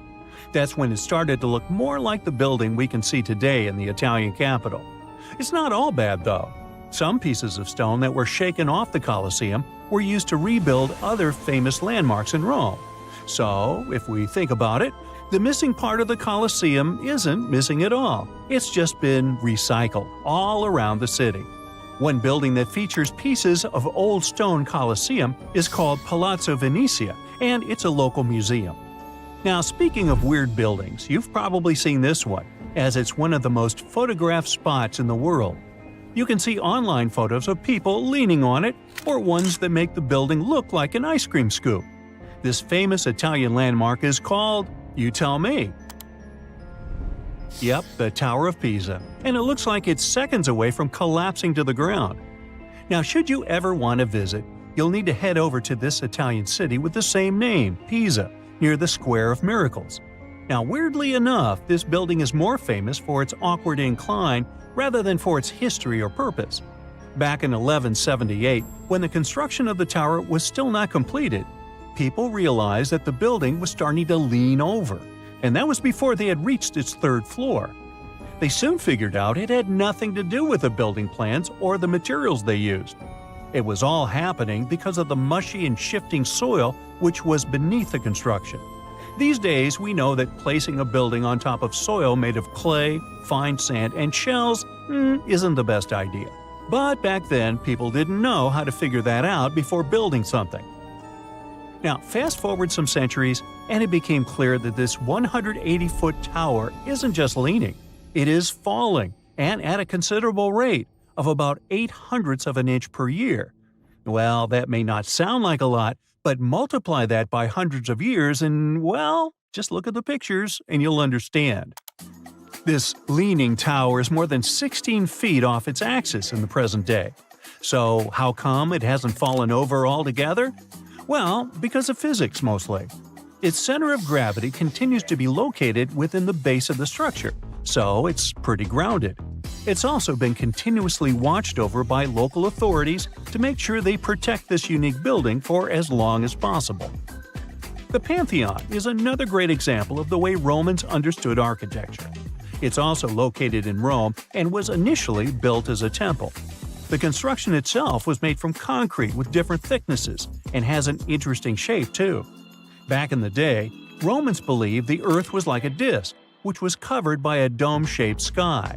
So they modeled the Pantheon sticking to this idea. Light comes into the temple through a hole in the dome, shining down on the floors and walls, showing the movement of the sun. It's also one of the best preserved ancient Roman buildings. It's no wonder many other buildings have been made to look like it. In the U.S. alone, the U.S. Capitol, the Jefferson Memorial, and the National Gallery in Washington, D.C. are all said to be modeled after this ancient construction. The famous painter Michelangelo was so impressed by this building that he believed some unnatural force must have helped in its construction. The place where it stands is also very special because of the story behind it. Legend has it that the founder of Rome, Romulus, was lifted to the ancient Roman higher spirits on the wings of an eagle from this exact location. Apparently, it was a talon show. Get it? Talons? Eagles? Okay, gotta go.